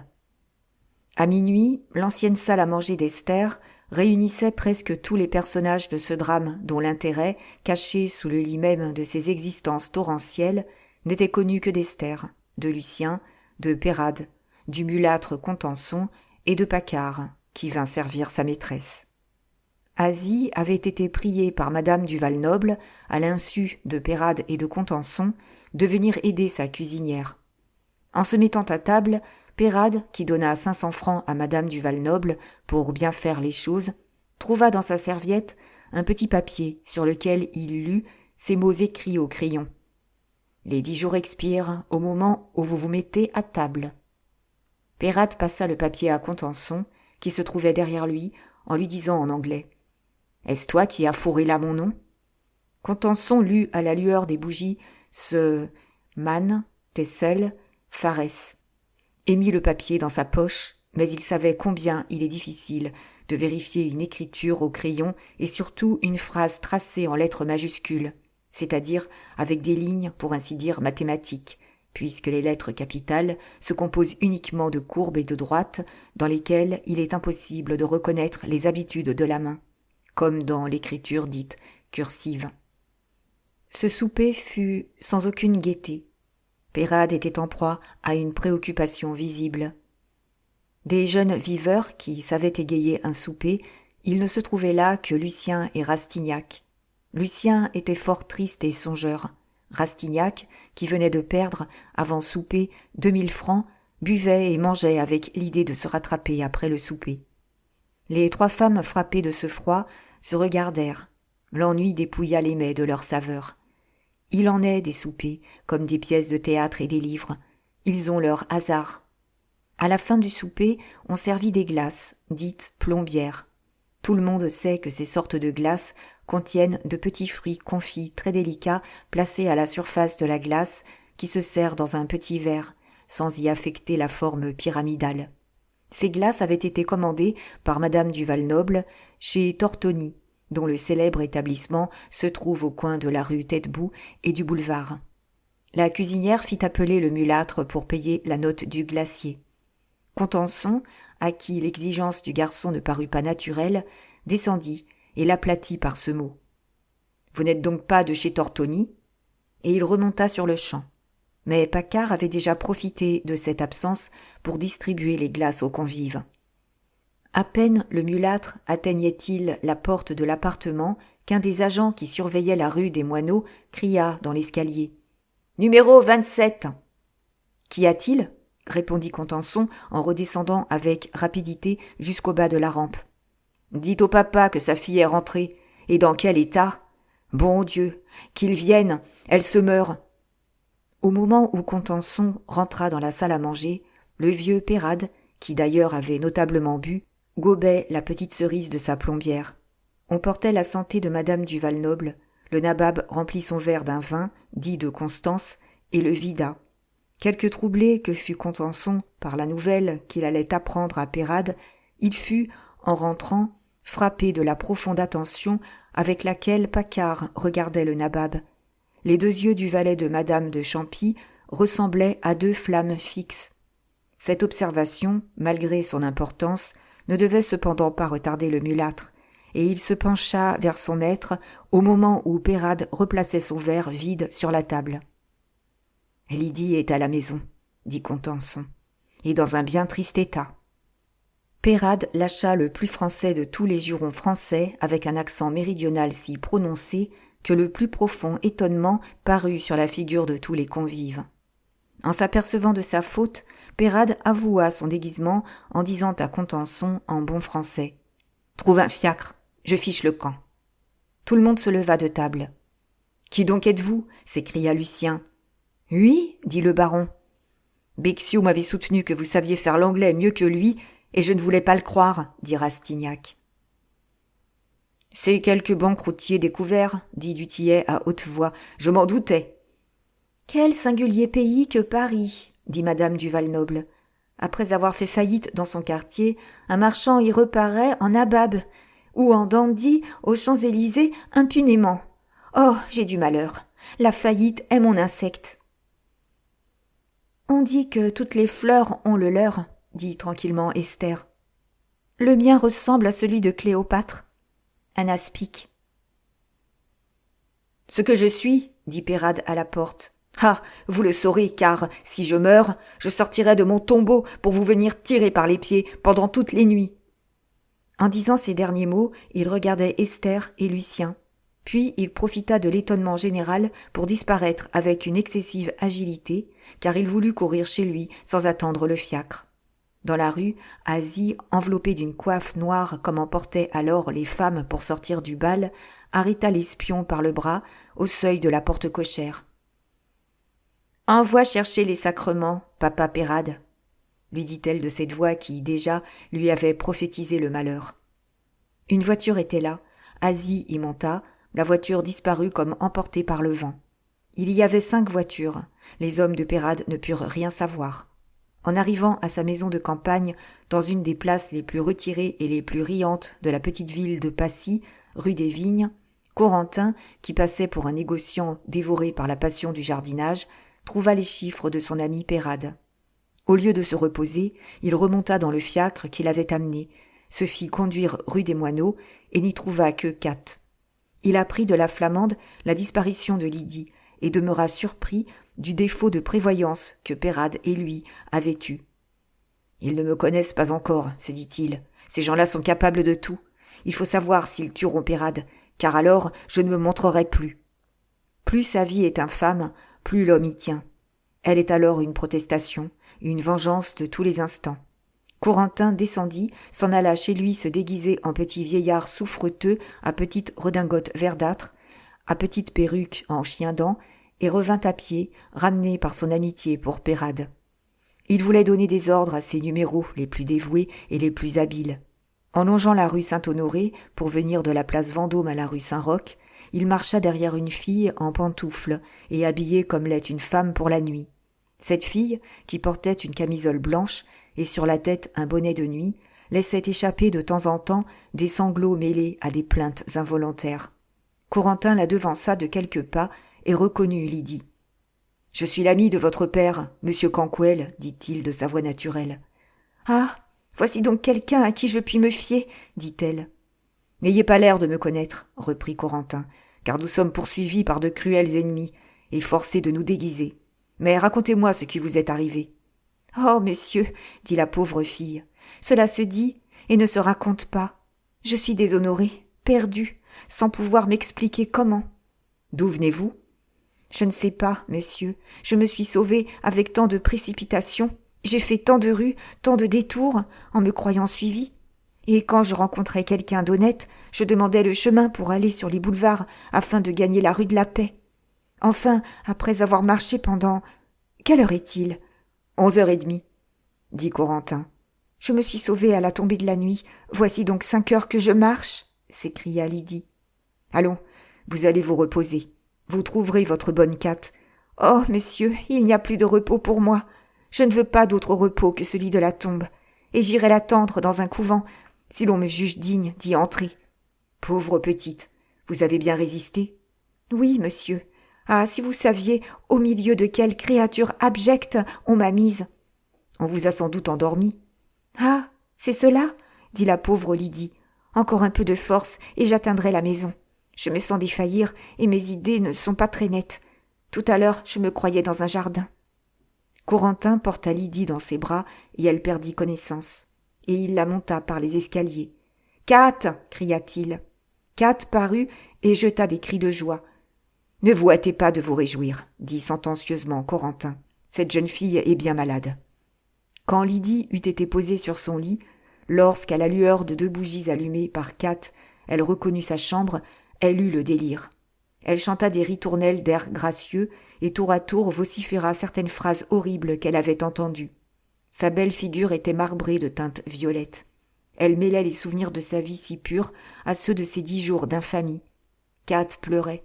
Corentin se promenait dans la chambre en s'arrêtant par moments pour examiner Lydie. « Elle paye pour son père, dit-il. Y aurait-il une providence ? » « Oh, ai-je eu raison de ne pas avoir de famille ? Un enfant, c'est, ma parole d'honneur, comme le dit je ne sais quel philosophe, un otage qu'on donne au malheur. »« Oh, dit la pauvre enfant en se mettant sur son séant et laissant ses beaux cheveux déroulés, au lieu d'être couchée ici, Kat, je devrais être couchée sur le sable au fond de la Seine. »« Kat, au lieu de pleurer et de regarder votre enfant, ce qui ne la guérira pas, vous devriez aller chercher un médecin. Celui de la mairie d'abord, puis messieurs Desplin et Bianchon. Il faut sauver cette innocente créature. » Et Corentin écrivit les adresses des 2 célèbres docteurs. En ce moment, l'escalier fut grimpé par un homme à qui les marches en étaient familières. La porte s'ouvrit. Peyrade, en sueur, la figure violacée, les yeux presque ensanglantés, soufflant comme un dauphin, bondit de la porte de l'appartement à la chambre de Lydie, en criant « Où est ma fille ?» Il vit un triste geste de Corentin. Le regard de Peyrade suivit le geste. On ne peut comparer l'état de Lydie qu'à celui d'une fleur amoureusement cultivée par un botaniste, tombée de sa tige, écrasée par les souliers ferrés d'un paysan. Transportez cette image dans le cœur même de la paternité. Vous comprendrez le coup que reçut Peyrade, à qui de grosses larmes vinrent aux yeux. « On pleure. C'est mon père, dit l'enfant. » Lydie put encore reconnaître son père. Elle se souleva, vint se mettre aux genoux du vieillard au moment où il tomba sur un fauteuil. « Pardon, papa, dit-elle, d'une voix qui perça le cœur de Peyrade au moment où il sentit comme un coup de massue appliqué sur son crâne. « Je meurs. Ah, les gredins !» fut son dernier mot. Corentin voulut secourir son ami. Il en reçut le dernier soupir. « Mort empoisonné !» se dit Corentin. « Bon, voici le médecin !» s'écria-t-il en entendant le bruit d'une voiture. Contenson, qui se montra débarbouillé de sa mulâtrerie, resta comme changé en statue de bronze en entendant dire à Lydie « Tu ne me pardonnes donc pas, mon père ? Ce n'est pas ma faute !» Elle ne s'apercevait pas que son père était mort. « Oh, quels yeux il me fait !» dit la pauvre folle. « Il faut les lui fermer !» dit Contenson, qui plaça feu Peyrade sur le lit. « Nous faisons une sottise, » dit Corentin. « Emportons-le chez lui. Sa fille est à moitié folle. Elle le deviendrait tout à fait en s'apercevant de sa mort. Elle croirait l'avoir tué. » En voyant emporter son père, Lydie resta comme hébétée. « Voilà mon seul ami, » dit Corentin en paraissant ému quand Peyrade fut exposé sur son lit dans sa chambre. Il n'a eu dans toute sa vie qu'une seule pensée cupide, et ce fut pour sa fille. Que cela te serve de leçon, Contenson. Chaque État a son honneur. Peyrade a eu tort de se mêler des affaires particulières. Nous n'avons qu'à nous occuper des affaires publiques. Mais, quoi qu'il puisse arriver, je jure, dit-il avec un accent, un regard et un geste qui frappèrent Contenson d'épouvante, de venger mon pauvre Peyrade. Je découvrirai les auteurs de sa mort et ceux de la honte de sa fille.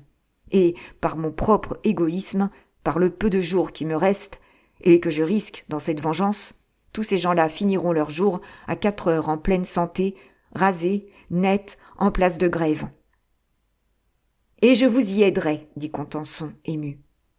Rien n'est en effet plus émouvant que le spectacle de la passion chez un homme froid, compassé, méthodique, en qui, depuis 20 ans, personne n'avait aperçu le moindre mouvement de sensibilité.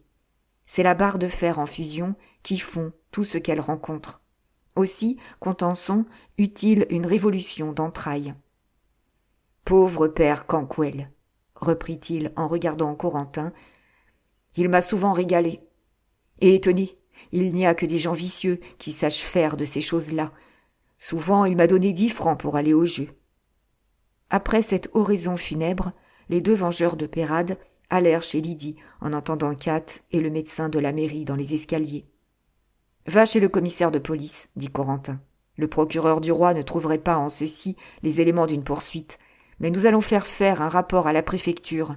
Ça pourra servir peut-être à quelque chose. »« Monsieur, dit Corentin au médecin de la mairie, vous allez trouver dans cette chambre un homme mort. Je ne crois pas sa mort naturelle. Vous ferez l'autopsie en présence de monsieur le commissaire de police, qui, sur mon invitation, va venir. Tâchez de découvrir les traces du poison. Vous serez d'ailleurs assisté dans quelques instants de messieurs Desplein et Bianchon, que j'ai mandés pour examiner la fille de mon meilleur ami, dont l'état est pire que celui du père, quoiqu'il soit mort. « Je n'ai pas besoin, dit le médecin de la mairie, de ces messieurs pour faire mon métier. »« Ah bon, pensa Corentin. Ne nous heurtons pas, monsieur, reprit Corentin. En 2 mots, voici mon opinion. Ceux qui viennent de tuer le père ont aussi déshonoré la fille. » Au jour, Lydie avait fini par succomber à sa fatigue. Elle dormait quand l'illustre chirurgien et le jeune médecin arrivèrent. Le médecin chargé de constater les décès avait alors ouvert Peyrade et cherchait les causes de la mort. « En attendant que l'on éveille la malade, dit Corentin aux 2 célèbres docteurs, voudriez-vous aider un de vos confrères dans une constatation qui certainement aura de l'intérêt pour vous, et votre avis ne sera pas de trop au procès-verbal. »« Votre parent est mort d'apoplexie, dit le médecin. Il y a les preuves d'une congestion cérébrale effrayante. »« Examinez, messieurs, dit Corentin, et cherchez s'il n'y a pas dans la toxicologie des poisons qui produisent le même effet. » L'estomac, dit le médecin, était absolument plein de matière, mais, à moins de les analyser avec des appareils chimiques, je ne vois aucune trace de poison. Si les caractères de la congestion cérébrale sont bien reconnus, il y a là, vu l'âge du sujet, une cause suffisante de mort, dit Desplein en montrant l'énorme quantité d'aliments. « Est-ce ici qu'il a mangé » demanda Bianchon. « Non, dit Corentin, il est venu du boulevard ici rapidement, et il a trouvé sa fille violée. »« Voilà le vrai poison, s'il aimait sa fille, dit Bianchon. »« Quel serait le poison qui pourrait produire cet effet-là » demanda Corentin, sans abandonner son idée. « Il n'y en a qu'un, » dit Desplein, après avoir examiné tout avec soin. « C'est un poison de l'archipel de Java, pris à des arbustes assez peu connus encore, de la nature des strychnos, et qui servent à empoisonner ces armes si dangereuses, les cris malais. On le dit, du moins. » Le commissaire de police arriva. Corentin lui fit part de ses soupçons, le pria de rédiger un rapport en lui disant dans quelle maison et avec quels gens Peyrade avait soupé. Puis il l'instruisit du complot formé contre les jours de Peyrade et des causes de l'état où se trouvait Lydie. Après, Corentin passa dans l'appartement de la pauvre fille, où Desplein et Bianchon examinaient la malade. Mais il les rencontra sur le pas de la porte. « Eh bien, messieurs » demanda Corentin. « Placez cette fille-là dans une maison de santé. Si elle ne recouvre pas la raison en accouchant, si toutefois elle devient grosse, elle finira ses jours folle, mélancolique. Il n'y a pas, pour la guérison, d'autres ressources que dans le sentiment maternel, s'il se réveille. » Corentin donna 40 francs en or à chaque docteur et se tourna vers le commissaire de police qui le tirait par la manche. « Le médecin prétend que la mort est naturelle, dit le fonctionnaire, et je puis d'autant moins faire un rapport qu'il s'agit du père Canquoëlle. Il se mêlait de bien des affaires, et nous ne saurions pas trop à qui nous nous attaquerions. Ces gens-là meurent souvent par ordre. »« Je me nomme Corentin, » dit Corentin à l'oreille du commissaire de police. Le commissaire laissa échapper un mouvement de surprise. « Donc, faites une note, » reprit Corentin. « Elle sera très utile plus tard, et ne l'envoyez qu'à titre de renseignement confidentiel. Le crime est improuvable, et je sais que l'instruction serait arrêtée au premier pas. Mais je livrerai quelque jours les coupables, je vais les surveiller et les prendre en flagrant délit. » Le commissaire de police salua Corentin et partit. « Monsieur, dit Kat, mademoiselle ne fait que chanter et danser, que faire ?»« Mais il est donc survenu quelque chose ? » « Elle a su que son père venait de mourir. » Mettez-la dans un fiacre et conduisez-la tout bonnement à Charenton. Je vais écrire un mot au directeur général de la police du royaume afin qu'elle y soit placée convenablement. La fille à Charenton, le père dans la fosse commune, dit Corentin. Contenson va commander le char des pauvres. Maintenant, à nous deux, don Carlos Herrera. Carlos, dit Contenson. Il est en Espagne. Il est à Paris, dit péremptoirement Corentin. Il y a là du génie espagnol du temps de Philippe II. Mais j'ai des traquenards pour tout le monde, même pour les rois. 5 jours après la disparition du nabab, Madame du Val-Noble était, à 9 heures du matin, assise au chevet du lit d'Esther, et y pleurait, car elle se sentait sur un des versants de la misère. « Si, du moins, j'avais 100 louis de rente. Avec cela, ma chère, on se retire dans une petite ville quelconque, et on y trouve à se marier. »« Je puis te les faire avoir, » dit Esther. « Et comment » s'écria Madame du Val-Noble. « Oh, bien naturellement. Écoute, tu vas vouloir te tuer. Joue bien cette comédie-là. Tu feras venir Asie, et tu lui proposeras 10 000 francs contre 2 perles noires en verre très minces, où se trouve un poison qui tue en 1 seconde. Tu me les apporteras. Je t'en donne 50 000 francs.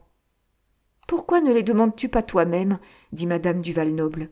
« Asie ne me les vendrait pas. »« Ce n'est pas pour toi » dit Madame du Val-Noble. « Peut-être. Toi, qui vis au milieu de la joie, du luxe, dans une maison à toi, la veille d'une fête dont on parlera pendant 10 ans, qui coûte à Nuncingen 10 000 francs, on mangera, dit-on, des fraises au mois de février, des asperges, des raisins, des melons. Il y aura pour 1000 écus de fleurs dans les appartements. Que dis-tu donc ? Il y a pour 1000 écus de roses dans l'escalier seulement. On dit que ta toilette coûte 10 000 francs. Oui, ma robe est en point de Bruxelles, et Delphine, sa femme, est furieuse. Mais j'ai voulu avoir un déguisement de mariée. « Où sont les 10 000 francs ?» dit Madame du Val-Noble. « C'est toute ma monnaie, » dit Esther en souriant. « Ouvre ma toilette. Ils sont sous mon papier à papillotes. »« Quand on parle de mourir, on ne se tue guère, » dit Madame du Val-Noble. « Si c'était pour commettre... »« Un crime ? Va donc, » dit Esther en achevant la pensée de son amie qui hésitait. « Tu peux être tranquille, » reprit Esther. « Je ne veux tuer personne. J'avais une amie, une femme bien heureuse. Elle est morte. Je la suivrai. Voilà tout. »« Es-tu bête ? Que veux-tu ? Nous nous l'étions promis. »« Laisse-toi protester ce billet-là, » dit l'ami en souriant. « Fais ce que je te dis et va-t'en. J'entends une voiture qui arrive et c'est Nuncingen. Un homme qui deviendra fou de bonheur. Il m'aime, celui-là. Pourquoi n'aime-t-on pas ceux qui nous aiment ? » « Ah, voilà, » dit Madame du Val-Noble. « C'est l'histoire du hareng qui est le plus intrigant des poissons. »« Pourquoi ? Eh bien, on n'a jamais pu le savoir. Mais va-t'en donc, mon ange. Il faut que je demande tes 50 000 francs. »« Eh bien, adieu. » Depuis 3 jours, les manières d'Esther avec le baron de Nuncingen avaient entièrement changé. Le singe était devenu chatte, et la chatte devenait femme. Esther versait sur ce vieillard des trésors d'affection. Elle se faisait charmante. Ses discours, dénués de malice et d'âcreté, pleins d'insinuations tendres, avaient porté la conviction dans l'esprit du lourd banquier. Elle l'appelait Fritz. Il se croyait aimé. « Mon pauvre Fritz, je t'ai bien éprouvé, » dit-elle. « Je t'ai bien tourmenté. Tu as été sublime de patience. Tu m'aimes, je le vois, et je t'en récompenserai. Tu me plais maintenant, et je ne sais pas comment cela s'est fait, mais je te préférerais à un jeune homme. C'est peut-être l'effet de l'expérience. À la longue, on finit par s'apercevoir que le plaisir est la fortune de l'âme, et ce n'est pas plus flatteur d'être aimé pour le plaisir que d'être aimé pour son argent. Et puis, les jeunes gens sont trop égoïstes. Ils pensent plus à eux qu'à nous, tandis que toi, tu ne penses qu'à moi.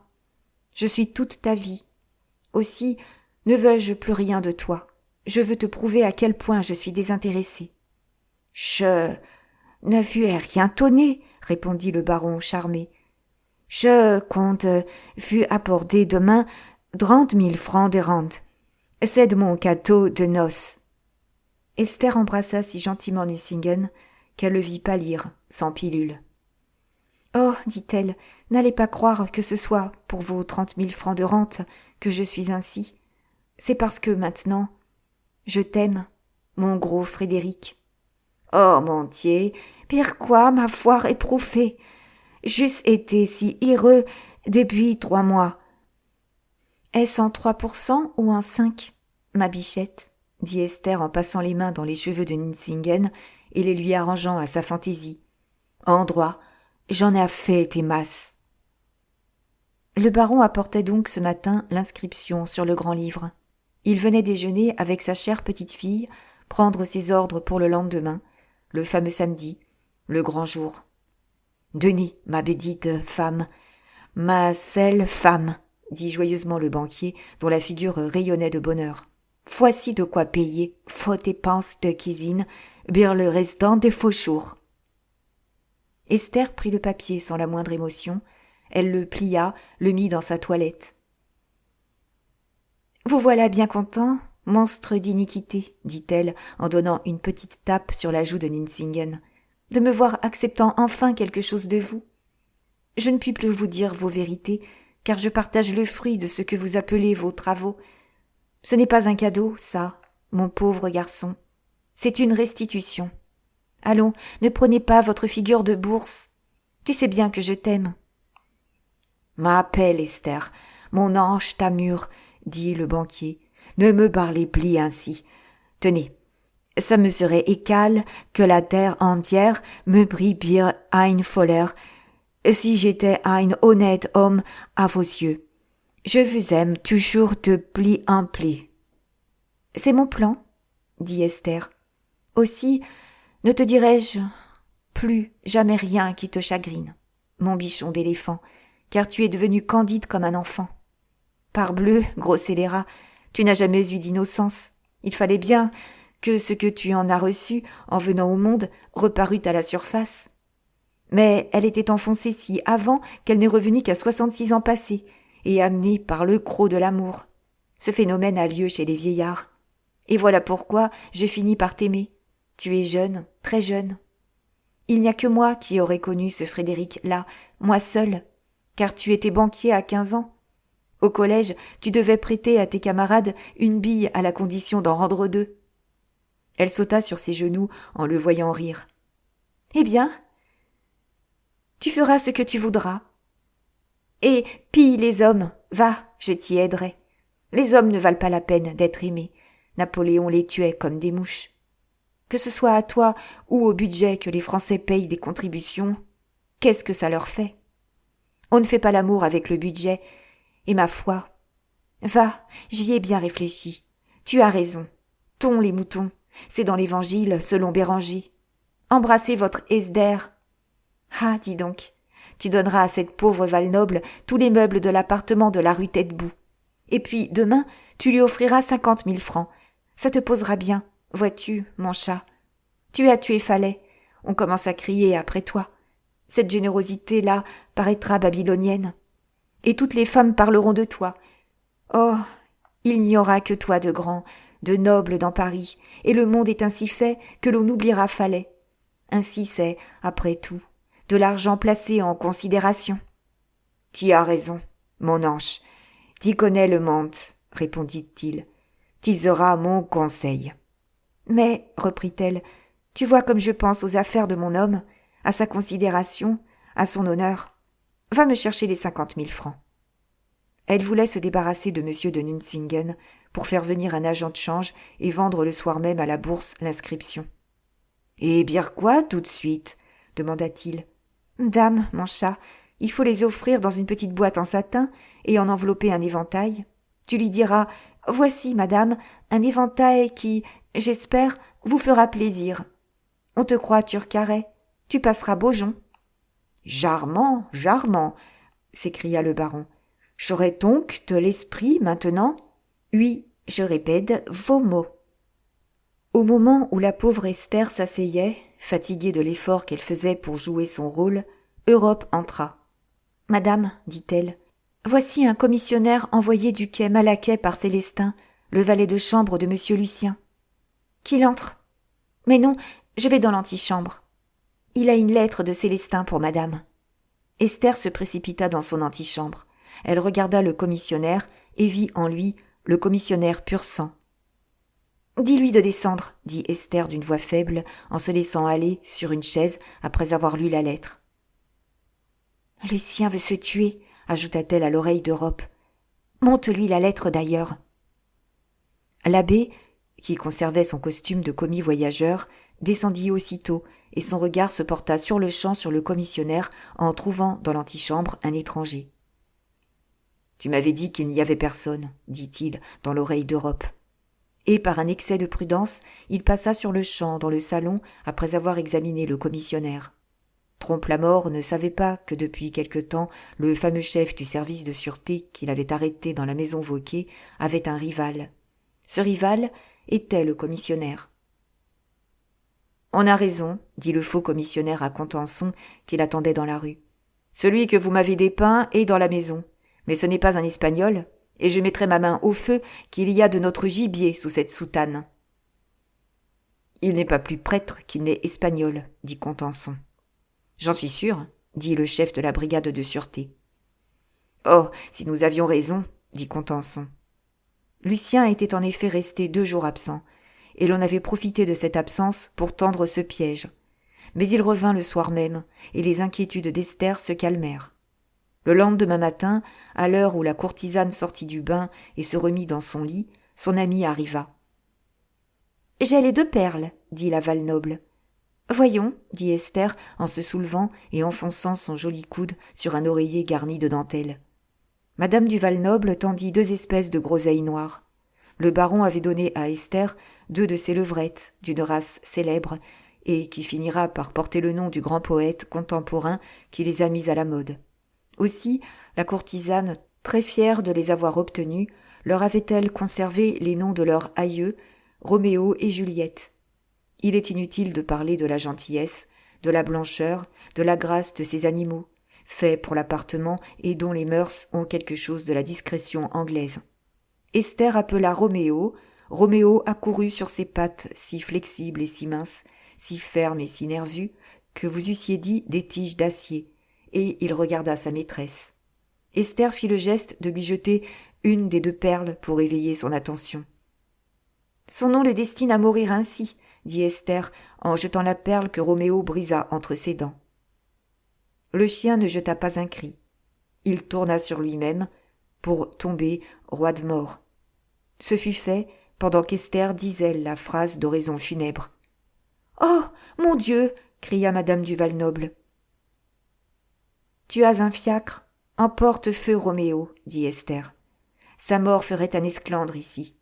Dépêche-toi, tu auras ce soir tes 50 000 francs. » Ce fut dit si tranquillement et avec une si parfaite insensibilité de courtisane que madame du Valnoble s'écria « Tu es bien notre reine !»« Je dirais que je t'ai prêté Roméo, il sera mort chez toi. Viens de bonne heure et sois belle. » À 5 heures du soir, Esther fit une toilette de mariée. Elle mit sa robe de dentelle sur une jupe de satin blanc, elle eut une ceinture blanche, des souliers de satin blanc, et sur ses belles épaules, une écharpe en point d'Angleterre. Elle se coiffa en camélia blanc naturel, en imitant une coiffure de jeune vierge. Elle montrait sur sa poitrine un collier de perles de 30 000 francs donné par Nucingen. Quoique sa toilette fût finie à 6 heures, elle avait fermé sa porte à tout le monde, même à Nucingen. Europe savait que Lucien devait être introduit dans la chambre à coucher. Lucien arriva sur les 7 heures. Europe trouva moyen de le faire entrer chez madame sans que personne s'aperçût de son arrivée. Lucien, à l'aspect d'Esther, se dit « Pourquoi ne pas aller vivre avec elle à Rubempré, loin du monde, sans jamais revenir à Paris ? J'ai 5 ans d'art sur cette vie, et la chère créature est de caractère à ne jamais se démentir. Et où trouver un pareil chef-d'œuvre ? » « Mon ami, vous dont j'ai fait mon Dieu, dit Esther en pliant un genou sur un coussin devant Lucien. Bénissez-moi. Lucien voulut relever Esther et l'embrasser en lui disant « Qu'est-ce que c'est que cette plaisanterie, mon cher amour ?» Et il essaya de prendre Esther par la taille. Mais elle se dégagea par un mouvement qui peignait autant de respect que d'horreur. Je ne suis plus digne de toi, Lucien, dit-elle en laissant rouler des larmes dans ses yeux. Je t'en supplie, bénis-moi et jure-moi d'établir à l'Hôtel-Dieu une fondation de 2 lits, car, pour des prières à l'église, Dieu ne me pardonnera jamais qu'à moi-même. Je t'ai trop aimé. Enfin, dis-moi que je t'ai rendu heureux et que tu penseras quelquefois à moi. Dis. Lucien aperçut tant de solennelle bonne foi chez Esther qu'il resta pensif. « Tu veux te tuer » dit-il enfin, d'un son de voix qui dénotait une profonde méditation. « Non, mon ami, mais aujourd'hui, vois-tu, c'est la mort de la femme pure, chaste, aimante, que tu as eue, et j'ai bien peur que le chagrin ne me tue. »« Pauvre enfant, attends, dit Lucien, j'ai fait depuis 2 jours bien des efforts, j'ai pu parvenir jusqu'à Clotilde. »« Toujours Clotilde » dit-elle, avec un accent de rage concentrée. « Oui, reprit-il, nous nous sommes écrits. Mardi matin, elle part, mais j'aurai sur la route d'Italie une entrevue avec elle à Fontainebleau. »« Ah ça, que voulez-vous donc, vous autres, pour femmes, des planches ?» cria la pauvre Esther. « Voyons, si j'avais 7 ou 8 millions, ne m'épouserais-tu pas ? Enfant, j'allais te dire que si tout est fini pour moi, je ne veux pas d'autre femme que toi. » Esther baissa la tête pour ne pas montrer sa soudaine pâleur et les larmes qu'elle essuya. « Tu m'aimes » dit-elle en regardant Lucien avec une douleur profonde. « Eh bien, voilà ma bénédiction. Ne te compromets pas. Va par la porte dérobée et fais comme si tu venais de l'antichambre au salon. Baise-moi au front, dit-elle. Elle prit Lucien, le serra sur son cœur avec rage et lui dit « Sors !» avec un accent terrible. Quand la mourante parut dans le salon, il se fit un cri d'admiration. Les yeux d'Esther renvoyaient l'infini dans lequel l'âme se perdait en les voyant. Le noir bleu de sa chevelure fine faisait valoir les camélias. Enfin, tous les effets qu'elle avait cherchés furent obtenus. Elle n'eut pas de rival. Elle parut comme la suprême expression du luxe effréné dont les créations l'entouraient. Elle fut d'ailleurs étincelante d'esprit. Elle commanda l'orgie avec la puissance froide et calme que déploie Habeneck au conservatoire dans ses concerts où les premiers musiciens de l'Europe atteignent au sublime de l'exécution en interprétant Mozart et Beethoven. Elle observait cependant avec effroi que Nucingen mangeait peu, ne buvait pas et faisait le maître de la maison. À minuit, personne n'avait sa raison. On cassa les verres pour qu'ils ne servissent plus jamais. 2 rideaux de Chine furent déchirés. Bixiou se grisa pour la seule fois de sa vie. Personne ne pouvant se tenir debout, les femmes étant endormies sur les divans, on ne put réaliser la plaisanterie arrêtée, à l'avance entre les convives, de conduire Esther et Nucingen à la chambre à coucher, rangée sur 2 lignes, ayant tous des candélabres à la main, et chantant le Buona Sera du Barbier de Séville. Nucingen donna seul la main à Esther. Quoique gris, Bixiou, qui les aperçut, eut encore la force de dire, comme Rivarol à propos du dernier mariage du duc de Richelieu. « Il faudrait prévenir le préfet de police. Il va se faire un mauvais coup ici. » Le railleur croyait railler. Il était prophète. M. de Nucingen ne se montra chez lui que lundi vers midi. À 1h, son agent de change lui apprit que mademoiselle Esther van Gobseck avait fait vendre l'inscription de 30 000 francs de rente dès vendredi, et qu'elle venait d'en toucher le prix. « Mais, monsieur le baron, dit-il, le premier clerc de maître Derville est venu chez moi au moment où je parlais de ce transfert, et après avoir vu les véritables noms de mademoiselle Esther, il m'a dit qu'elle héritait d'une fortune de 7 millions. »« Pas ? Oui, elle serait l'unique héritière du vieil escompteur Gobseck. Derville va vérifier les faits. Si la mère de votre maîtresse est la belle hollandaise, elle hérite. »« Je le sais, dit le banquier. Elle m'a raconté sa fille.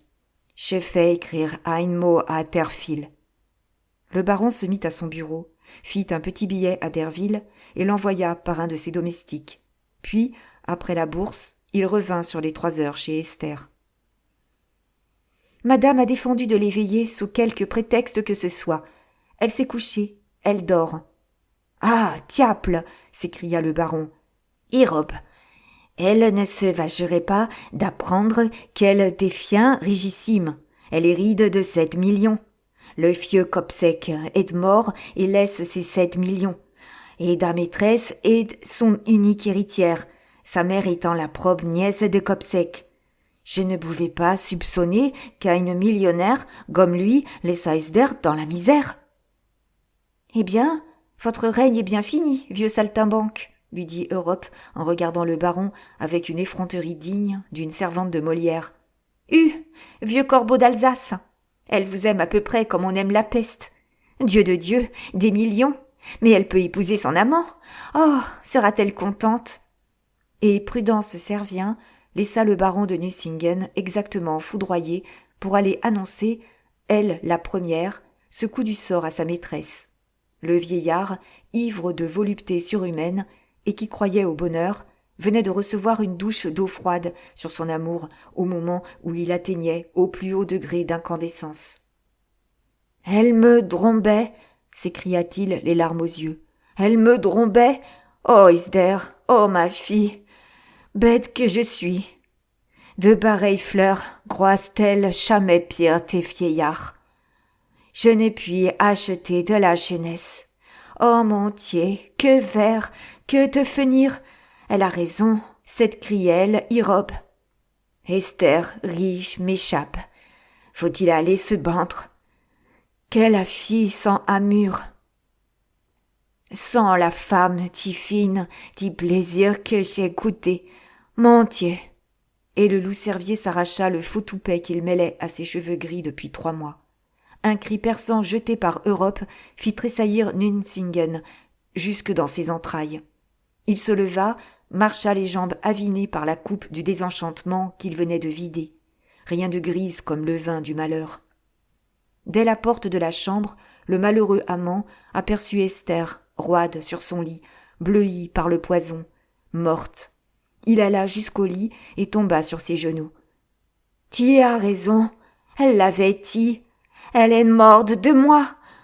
Paccard, Asie, toute la maison accourut. Ce fut un spectacle, une surprise, et non une désolation. Il y eut, chez les gens, un peu d'incertitude. Le baron redevint banquier, il eut un soupçon, et il commit l'imprudence de demander où étaient les 750 000 francs de la rente. Paccard, Asie et Europe se regardèrent alors d'une si singulière manière que M. de Nucingen sortit aussitôt en croyant à un vol et à un assassinat. Europe, qui aperçut un paquet enveloppé dont la mollesse lui révéla des billets de banque sous l'oreiller de sa maîtresse, se mit à l'arranger en morte. Dit-elle.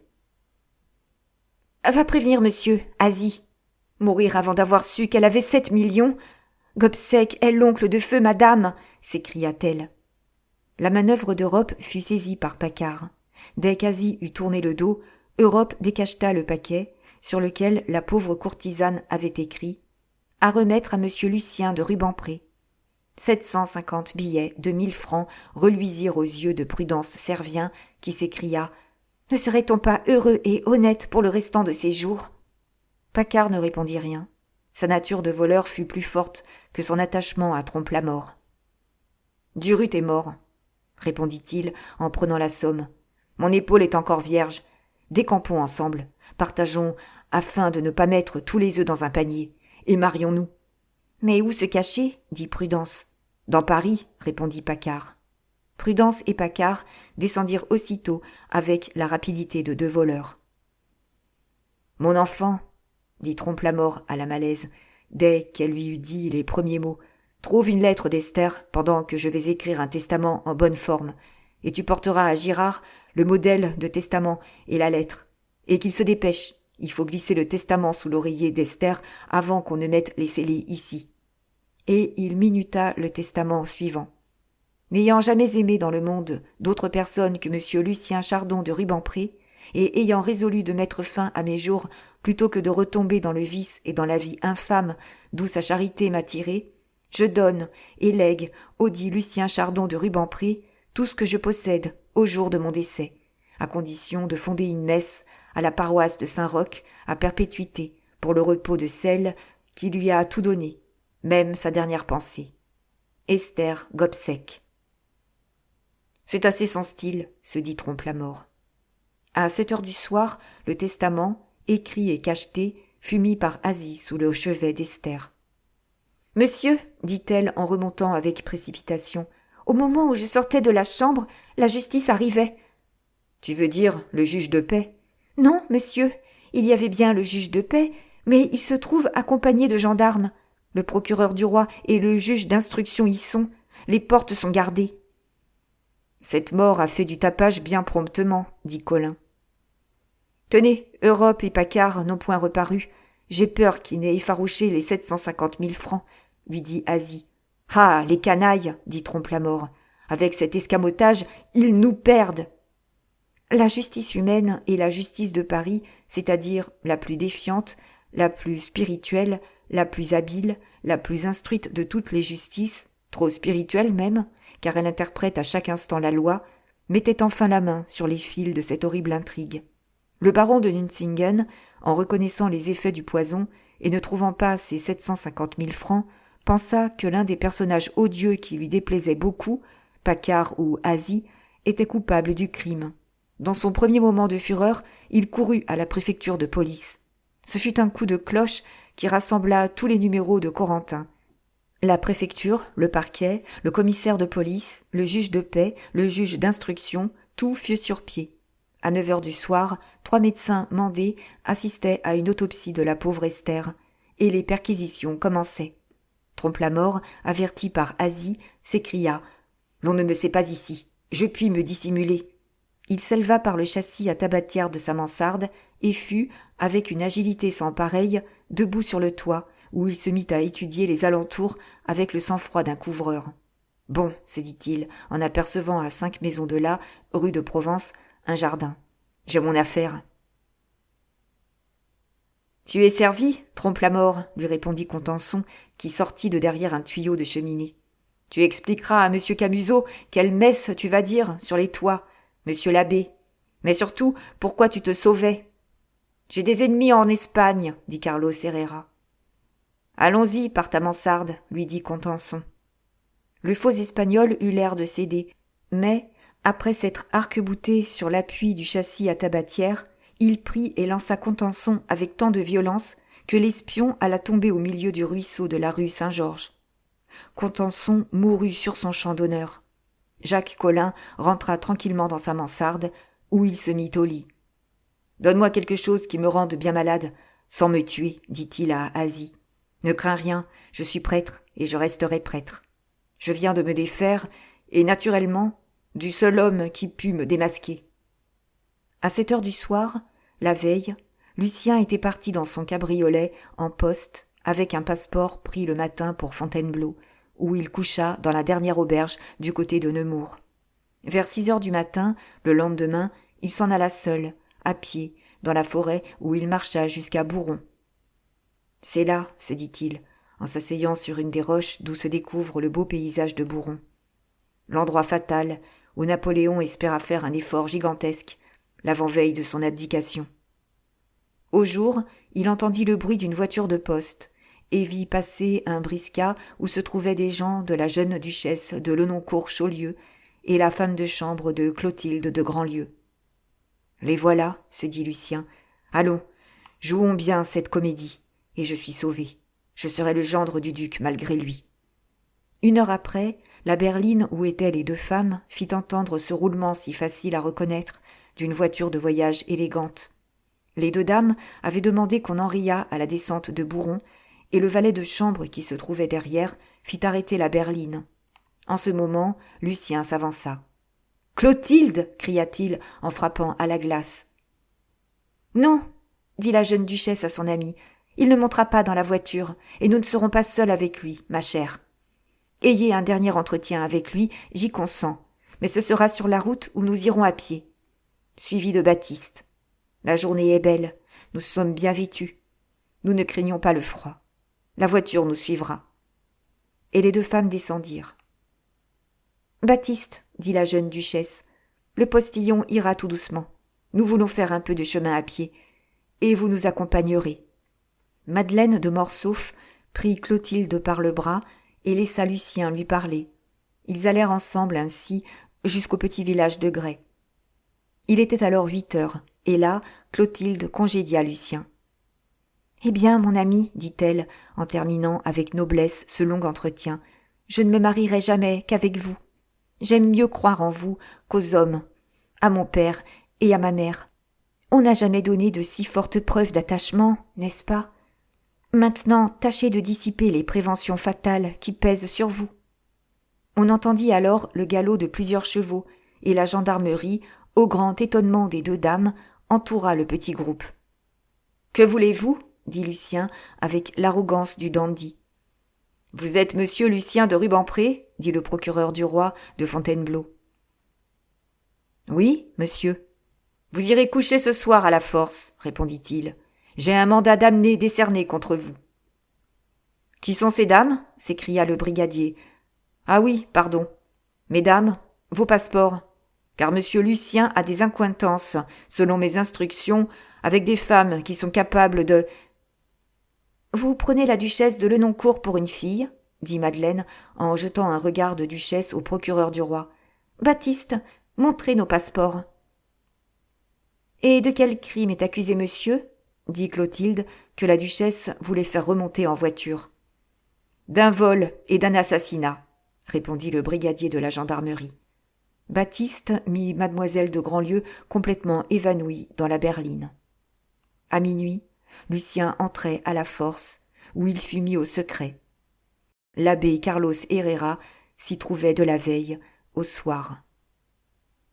Paris, juin 1843. Ainsi finit cette deuxième partie. À bientôt pour la troisième partie. Où mènent les mauvais chemins? Si vous avez apprécié, n'hésitez pas à vous abonner, mettre un pouce en l'air, un commentaire et partager.